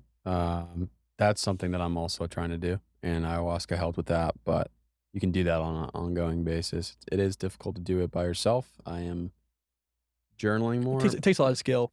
Yeah, Yeah, absolutely. I recently have made the decision to wake up consistently every single morning, which I was doing previously, but over the course of the past couple months, it's been on and off. Like I just listen to my body. I'm like, I need way more sleep, so Yeah. I'll sleep till 7:38 instead of 5:45. But this week it was like 4 out of the 5 days. It was 5:45 or 6 o'clock. I would wake up at, and then I would wake up, make my bed, move my body a little bit, um, drink water, and then reflect, journal, and then do either meditation or breath work or both. And if you do that every single day, your subconscious beliefs become a little bit more apparent, Hmm. I believe. Yeah. And I wasn't doing You that. could get more junk or get more of the day-to-day thoughts, Yeah, and and kind some of think more like the day-to-day, the work, the this or yeah, that. Once you get all that out of the way, you can it get really deeper work, yeah, yeah. So that seems like you're shedding a lot of those thoughts that most people have that are distracting them, right? I think most of us in Western society, myself included, just distracted by thoughts all the time. Meditation will show you that real quick. Oh, You yeah. close your eyes and then it's just like, holy fuck, I can't even count the 10 breaths. Most people Yeah. can't. You close your eyes and just concentrate on your breath for 10 breaths. Um, very, very, very few. I haven't seen one person who can do that their first time, Yeah. which is crazy. Honestly, it shows that we are really living in a world of our mind where we can't even sit and count 10 breaths without 1, 2, 3, and then you're on to something Yeah. else. It's like, whoa, what just Yeah. happened? And something that you mentioned in your book, Einstein's aha moment was when he was waiting at a train station. Yeah, And there's many times that happens for me yeah, where I'm not trying to think through something. I'm walking through Boston, or I'm walking somewhere else, or going on a hike, or in nature, and there's no intention of trying to accomplish something conceptually. It's I'm it's letting always both. uh Well, usually, it can be and I both. kinda interrupt because usually, like, Einstein obviously put a lot of work into solving this, and then Right, he would take right, right, big right. breaks and then put a lot of work in the But the breaks and breaks a are lot of what's work. The really breaks are usually important. when it happens, Yeah. for sure, but it's always gotta be both because your body has to have access to the information, and it'll have access to the information because you studied and you've been asking this question often, and then Mhm. usually when you don't try to get the answer, paradoxically enough, the answer will come in some I way or don't. something, I don't understand how that like in happens. Einstein's case, which is in his book, and I don't know how much. I think it was the general theory of relativity it happened. Mm, Like, that was actually when it all made sense to him when he was waiting mhm. at the train station, and I think, like, the clock had it had hit the top of the hour, and there was something about the train moving and the clock striking, and it was just like, "Holy fuck, this is all it." You know? Yeah, I don't know much about the general theory of relativity and yeah. why the clock and the train's important, but he was just sitting there, and then it all made sense to him when those 2 things happened at the same time. Mm, interesting. Uh, but yeah, going back to this morning routine, and then after the reflection, so, the things I mentioned, breath, waking up, reflection, journal, meditation, all that stuff. I'll do like strength training or some kind of intense workout, whatever, and then sauna or That's a ice. badass So it's morning, just dude. like you feel that your day is just like there's nothing that's gonna stop you. It's just such a Yeah. powerful way to start your day. No, for sure. And so I'm trying to do it more consistently leading up to our retreat Yeah. in October, which I'm very excited 2 about. months away, man. And yeah, so we'll be doing 3 nights of ayahuasca. Mhm. I don't think combo at the retreat. Mm-mm. Um, and then we'll be doing 3 hour sweat lodge or around that time Yep. with good amount of men, 20 to 30 men with I guess capped at 28. I think like Julian and Jay are gonna be leading it. Mhm. Zach will be there. So I'm Mhm. sure it's not really his retreat. I think it's more like Julian and Jay. Mhm. Um, but yeah, I'm very excited. And um, you had told me, I think it was a couple weeks ago, you couldn't get it off your mind. Yeah. What was going on? Um, Because so for context too for the listeners, we met each other at Tuesday Talks, yeah. which is a Which is yeah. small backyard little social gathering that our buddy Hutch orchestrates. And I was exclaiming what I was pumped about, and it was about signing up. Well, one, I just did an ayahuasca retreat, but I also signed up for another one with my friend Jay, and then we went around, and then I didn't even know you. I think that was the first time I met you. You're like, yeah, I think Julian is. I think it's I think it's the same the thing. I think same it's the same retreat, thing, yeah. and he was like, yeah, my mentor Julian, and I went, oh shit, and then everybody started laughing, and Yeah. we just because like in that moment we realized it was like kind of serendipitous that Yep. And I we wasn't even thinking you about it weren't at the time. yeah you weren't Yeah. committed to going, but now you are, which is Yeah. really cool. Yeah. I Um, think that was an important moment and I wouldn't say that's why I did it because obviously you want your why to be different than that. But I think one reason I ended up saying yes to that is because there was a lot of Synchronicity, that book that you're talking about, that was like kept putting it in front of my face, you know, when I wasn't really asking. Like I met you, and then I got led to Hutch took me to Barton Springs to an ice bath that Jay was leading, and And I you didn't had no even know idea. who Jay like had no idea who it was because Hutch just said, uh, "Oh, me and some guys are gonna do this tomorrow," and I said, "Okay, cool." So I went, and it was Jay's thing, you know, Yeah. and then, you know, I think it just kept coming up in my mind and because of, you know, I as any, I think, spiritual person would do, you just try to listen to things like that happening, right? And so I was Mhm. like, "Okay, like, I'm kinda getting shown that I'm supposed to be on this." And then obviously I prayed on it and thought about these things as well.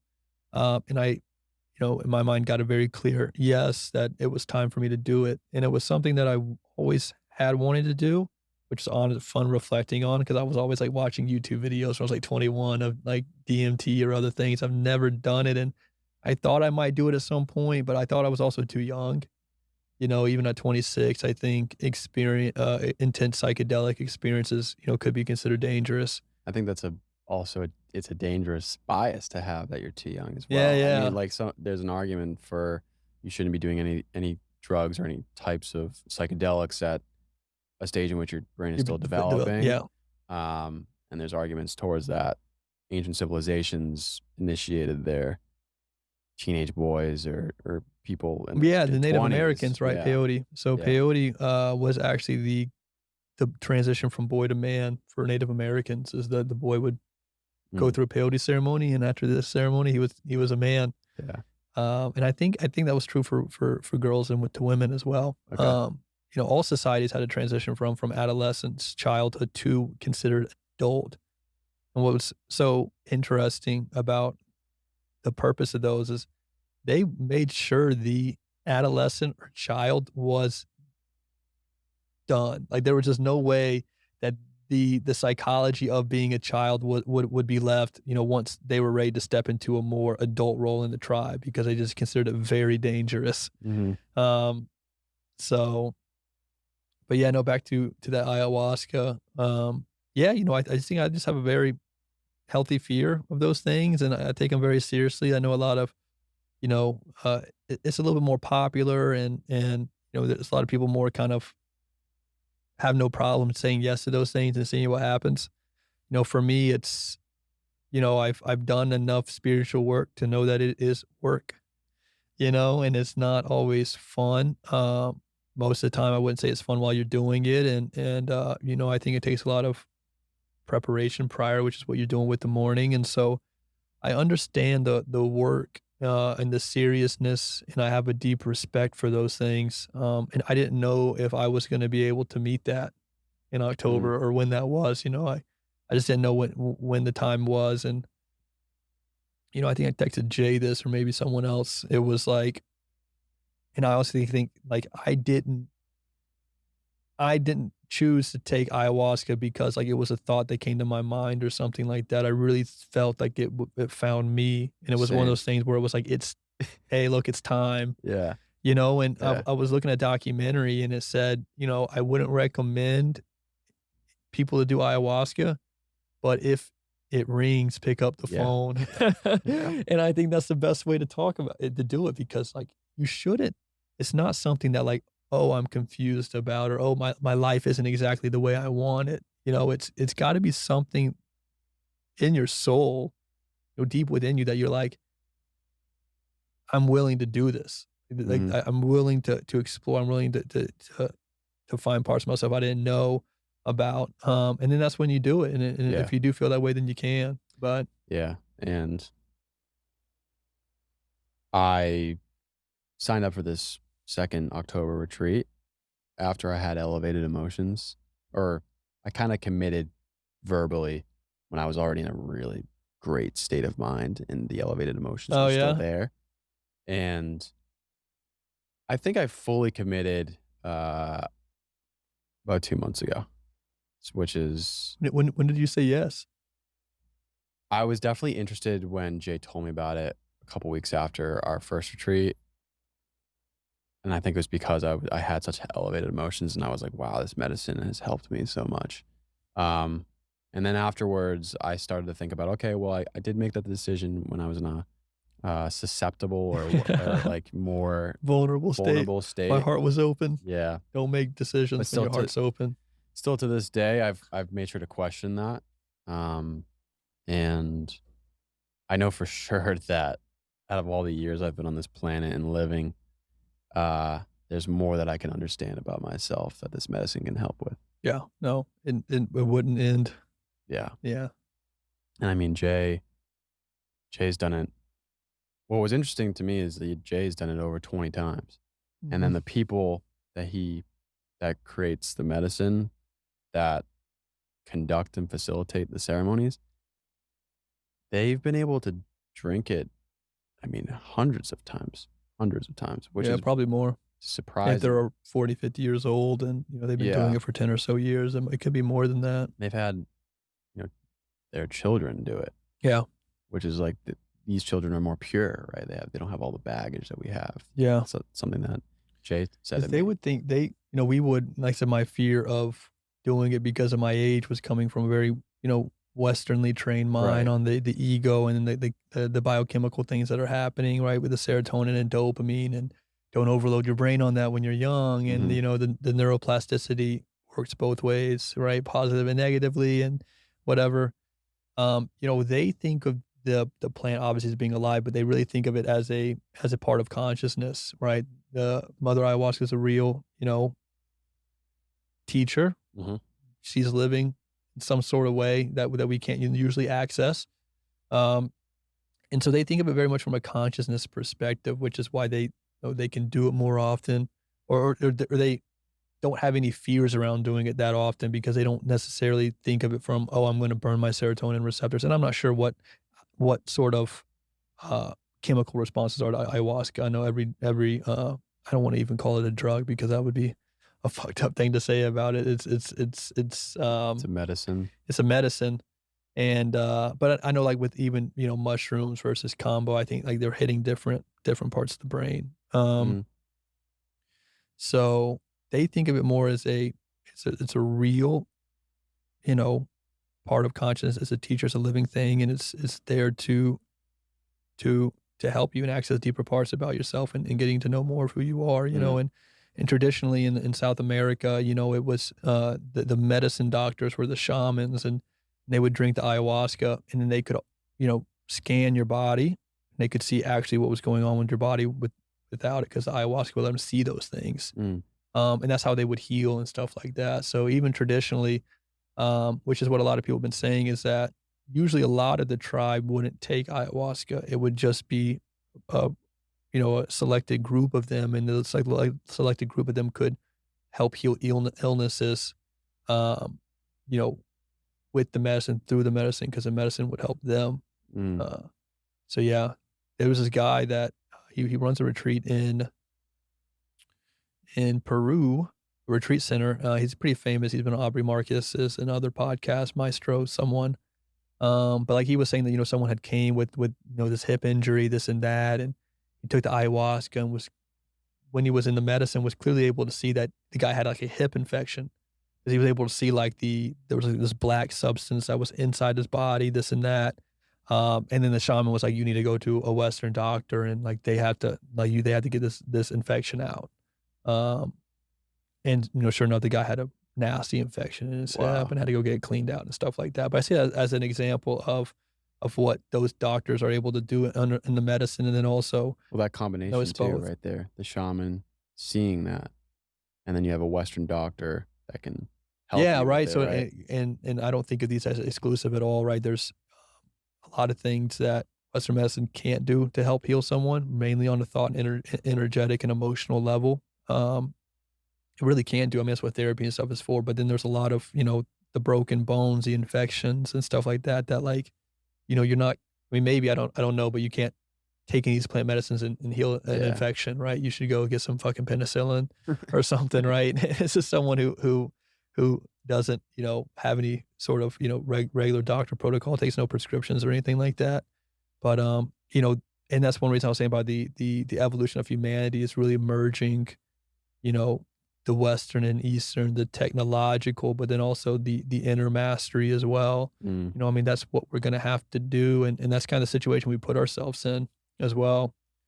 That's why I'm really excited for our lifetimes yeah. and what the trajectory appears to be. And, you know, I think obviously some people kinda have the apocalyptic mind, you know, people getting their ranches and Well, doomsday approaches, I which is a possibility. I also was somewhat going down that route before all of this too, because 'cause I'm into Bitcoin, and there's Yeah. certain cultures. Bitcoin's done if the apocalypse happens, right? There's no energy and all those things, Oh, right? yeah, I mean, You if know more it's about it than me, but, like, when even though, like, you know, the Bitcoin, there'd be no way to maintain the network, right, with the energy and stuff they need if the grid's not if working I mean, if in an all extreme apocalyptic, you know, event, that would obviously. have to be a total shutdown of internet access and Yeah, that's true because of electricity. global, because the network could be globally, right? Yeah, So so even if a country were to go out or something, which is yeah. an extreme case, but, Well, China that happened with China. yeah, China shut down a bunch of, miners about yeah. 2 years ago. But, yeah, that would have to be an extreme case. But, I have gone down that route before thinking that, before I went into this spiritual focus and awareness, I was prepping. It's like survival preparedness, Yeah. which I think is still It's and important it's to do. scary, you know, because I think a lot of people might get stuck in that, you know, you see that as Well, that's well. the thing is And I do. I do think it's a possibility, you know, I think we're really at in for a hard road these next 100 years, and so we'll see what happens, but obviously, you know, from a spiritual perspective, you know, you want to help build, you know, you wanna help build and create something better that works for, you know, the human race and this planet and stuff like Right. that, so Yeah.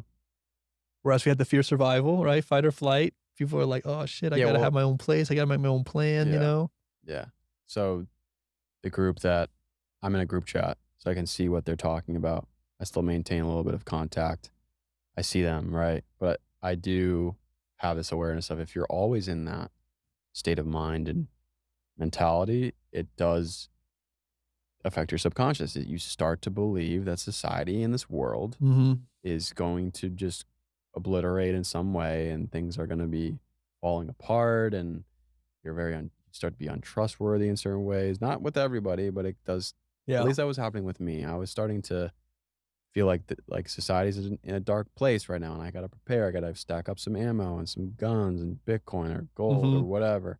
I need to have my own farm or whatever. Like just be super self sovereign. And you get to a point where then you become a little selfish Yeah. towards yourself because you're trying to stack up as much as you can. At the same time, I'm working for a company that I think is going to change the world for everybody. But so I'm doing a little bit of a dance with that. And then now it's like I don't even pay as much attention to Bitcoin. And obviously, I have my 9 to 5, so I'm always working on that. But outside of my 9 to 5, it's more spiritual and nutrition and diet and Yeah. health. And I think that formulating this podcast, it's also like addressing imbalances within myself, which can be a mirror for others to maybe check in with themselves too. And Mhm. so, yeah, I think it's, it's the Bitcoin ethos. You can definitely you can be helpful for humanity, but you can also get down a route where you're very skeptical all the time. Mhm. So, but where were we going with that? Oh We shit. bounced around quite a bit. Yeah, we have. We didn't even make it to Austin, or, like, I think you asked me, about getting to Austin, and then we went, you know, Yeah, down the ayahuasca route, yeah. and then now, you know, we're talking about the state of government and not having fear, not state of government, but state of our society not having fear around it, which I think is super important, and I think the reality of that we're all in this together, right? So there might be some people who wanna go to Montana and then have that ranch and then be able to, you know, live on that, you know, that might be true for very, very few people. But the reality is one reason I know I don't really have access to anything. Maybe I meet someone who has a doomsday kind of, you know, ticket for me. "Hey, if everything goes south, Brandon, you can come stay with me." Mhm. But, you know, the reality is that we are all in this together, which we're not good at thinking about because we have lived so much in separation and self-reliance and, like, you know, you have to do everything for yourself, Yeah. which is part of what's gotten us into this mess, and something that we're just gonna have to change and and grow more towards each other, and, create a more sustainable, planet. And I think that is a beautiful way to contemplate here. How do you foresee yourself doing that? And I think Yeah. you're kind of working towards it, right? Yeah. And I feel the same for myself. Like I didn't really know where this podcast was gonna go, and I don't know where it will.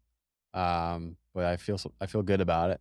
It feels like this kind of force of nature that's just you don't know Yeah, the where you podcast, just you're don't. calling, right? Yeah, in a way. And Jordan Peterson talks about it. It's like just start somewhere, because if you feel in your bones that I felt a very intuitive sense that I wanted to do this, and Yeah. then the stars aligned. Like this studio That this is sick. just Yeah. started, and it's like a part of the So probably community. cost you have any idea, 10 grand, maybe? Maybe I more? don't know, but the integration of my decision to formally do it, like, I actually exclaimed that I was gonna do it at MetaMen, at a men's retreat in San Marcos. I was like, "I've been saying to myself, I'm gonna do a podcast, and I haven't fucking done it, so I'm gonna do it." The next day, I come to Squatch. I run into Danny Miranda for the first time ever, and he's thinking about coming to Austin, and he's a decent, podcaster right now. Yeah. And I was like, just started to talk to him, and I started exclaiming, I want to do this. And a couple of weeks go by, Squash Studio gets built. And then I'm just like, there's a lot of things happening, Mhm. synchronicities that are like aligning this in a way to make it successful and it feels natural. Mhm. So, yeah, my question to you is it seems like through the pictures too of what I'm seeing at the Somatic Yeah. Breathwork sessions, like you look like you're in your element. Yeah, man, And for sure. I Absolutely. wonder where this will People had evolve. thought I was doing it for years or something like that. A couple people asked me, "Oh, no, this is my first one."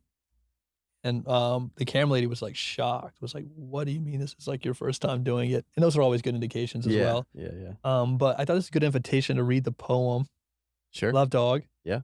because when you asked me this and I wrote my ebook, signed it by Love Dog because his poem was so instrumental, uh, to really to this sort of spiritual awakening and transitioning out of it. Really, this poem helped a ton, which is a crazy statement, but it's true. And it also is to me a poem about purpose and what you talked about as well, which is kind of that sort of calling to something, and then that something that's calling to you as well. And there's a relationship there. Um, but I'm gonna read this poem uh, called "Love Dog." It's by Rumi. One night, a man was crying, "Allah, Allah." His lips grew sweet with the praising until a cynic said, "So, I have heard you calling out, but have you ever gotten any response?" The man had no answer to that. He quit praying and fell into a confused sleep. He dreamed, and he saw Kadir, the guide of souls, a thick green foliage. "Why did you stop praising?" the guide said. The man replied, "Because I've never heard anything back." The guide then said, "This longing you express is the return message. The grief you cry out from draws you toward union. Your pure sadness that wants help is the secret cup. Listen to the moan of a dog for its master. That whining is the connection. There are love dogs no one knows the names of. Give your life to be one of them." So I heard this poem on a podcast, Tim Ferriss, and I was driving. And, Suzanne Cain, author of Bittersweet, was reading it, and she has this beautiful voice, much more beautiful than mine probably, and I was just driving, and it hit me, like, in my chest, and I had to pull over. I pu I pulled over, and I was like, "What the fuck did I just hear?" And I replayed it a few times. I was, like, on a 2-hour drive to visit my uncle, like, what and it just came up, and what this poem, the invitation and what it was talking about was I think what we don't talk about enough is this longing we have as human beings for something, Mhm. right? And that's what I had my spiritual awakening bounced around. I had this longing desire for something I didn't know. And I almost was like, what is wrong? This is, I wouldn't say this is bad, but it was like, I want to get rid of this. I don't want to have this longing anymore because it's driving me fucking insane. I don't want it, you know? And then when I read this, it was like, this longing you express is the return message. To me, what that means is, you came to earth for a purpose and to do something, right? Which is what the longing is. And that longing, that reason you feel that way is because you're not doing what you came to earth to do. You had a purpose, you had a mission, you had something you wanted to experience, right? And so that longing is, an information source saying, hey man, hey Brandon, you're not meant to do private aviation. I'm just gonna stay here and let you keep knowing that, you know. And then, oh man, maybe it's like you probably should really go to Austin. So I got this longing, like, oh fuck, I'm just gonna drive to Austin and see what happens, you know. And then I get to Austin, and obviously it takes a year, but then I got asked to do the breathwork ceremony. I didn't go out and seek it out per se. Kind of like what you talked about with the podcast, was a lot of things were happening. And almost every time one of my teachers has said, coincidence is co-inside of us. Whereas when you really start honing in on that purpose or longing, it's not just you. There's events and circumstances and things that start coming together that then put you in a situation where you can finally flourish and blossom. Right. And that's what happens. That's what's happened to me a lot the past 2 months. Meeting you, then get asked to do breath work. And then you like, hey man, you want to hop on my podcast? And, I didn't ask for any of those things. Right. I'm fucking pumped it's happening. Right. And this is like a lot of like, like I said, the universe is kind of like saying, hey, Brandon, maybe now it's a little bit more of your time now. Whereas I wrote that ebook in October, September, like I said, it's kind of dropped and I just needed to write it. And so I share that poem because if someone listened to this far, hopefully they resonate like that. They resonate with that like I did when I first was listening to it on a podcast or something.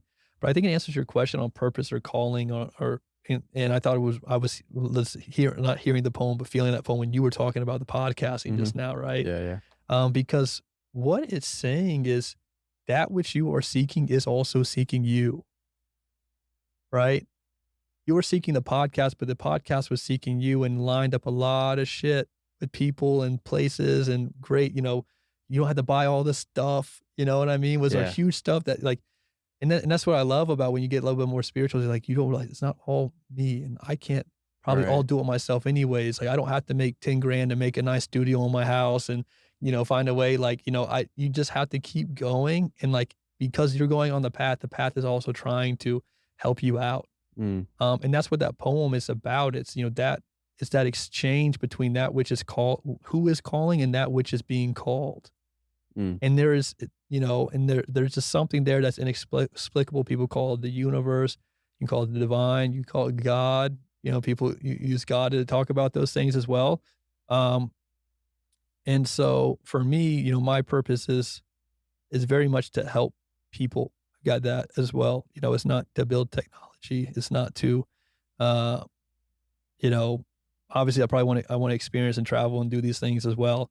But it's very clear to me that, one was having somatic breath work and just, people that had reached out to me, like the guy did for one-on-one, he reached out to me again. Like I didn't reach out and be like, hey man, I want to do one-on-one coaching. This guy was like, hey, I really want you to do this. And so I just said yes. After telling him to kind of no at first, because he asked me, I was like, hey, I just got started. My roommate's been doing this for a year. I have great mentors, coaches, if you want to kind of invest and go that route. And he looked at me and was like, dude, I fucking want you to do it. I was like, okay.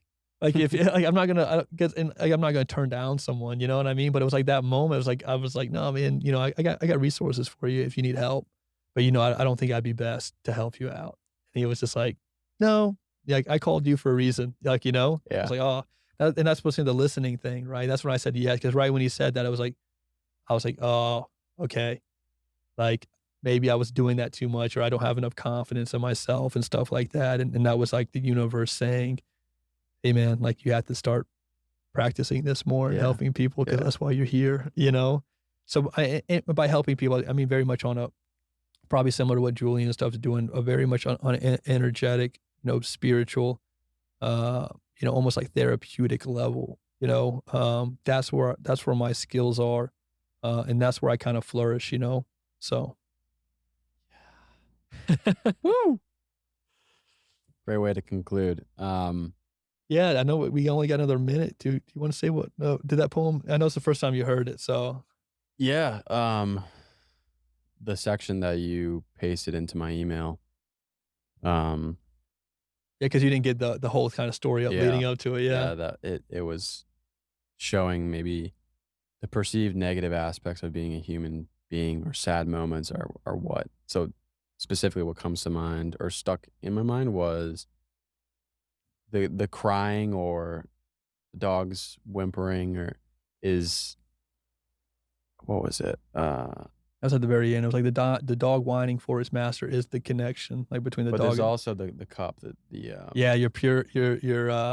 the pure sadness you have is the secret cup. yeah, Yeah. that really made me And we take medications and we try to quiet this longing so much too. And that was another I had it very intensely, which was moving and driving me now that I'm looking back at it. But I think we all have it because as human beings, I think we're all longing for something that, is outside of what we can temporarily relieve through, I would just say pleasure because that's what it seems yeah, like, a short little instance because you get satisfied for a while and then you're like, oh, get satisfied for a while, then you're like, because like you're not actually connecting with that longing and what I would consider your purpose and mission.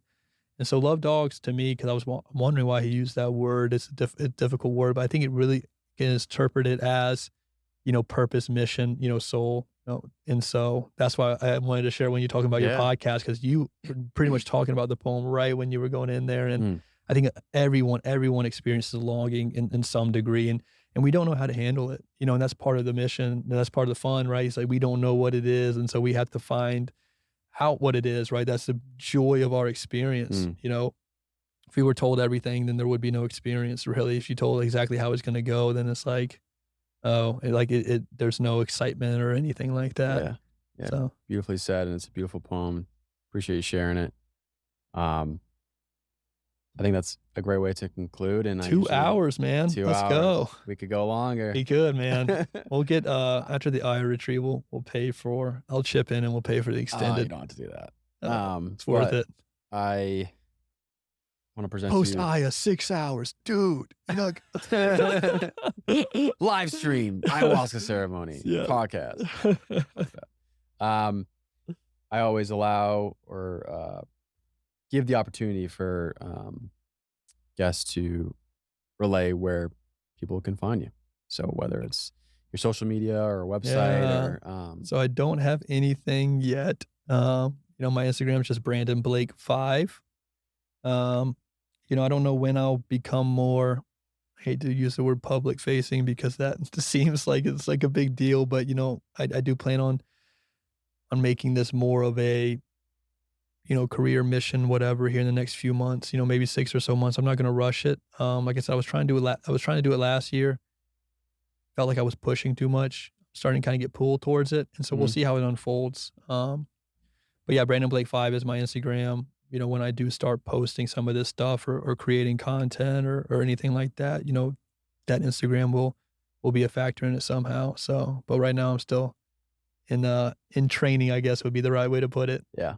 Awesome, man. Well, thank you for joining the conversation, and to repeat what I was saying before, I'm really looking forward to watching your growth Thank you, and man. seeing where you go. Yeah, love you, man. Love you too, man. Appreciate you. Peace.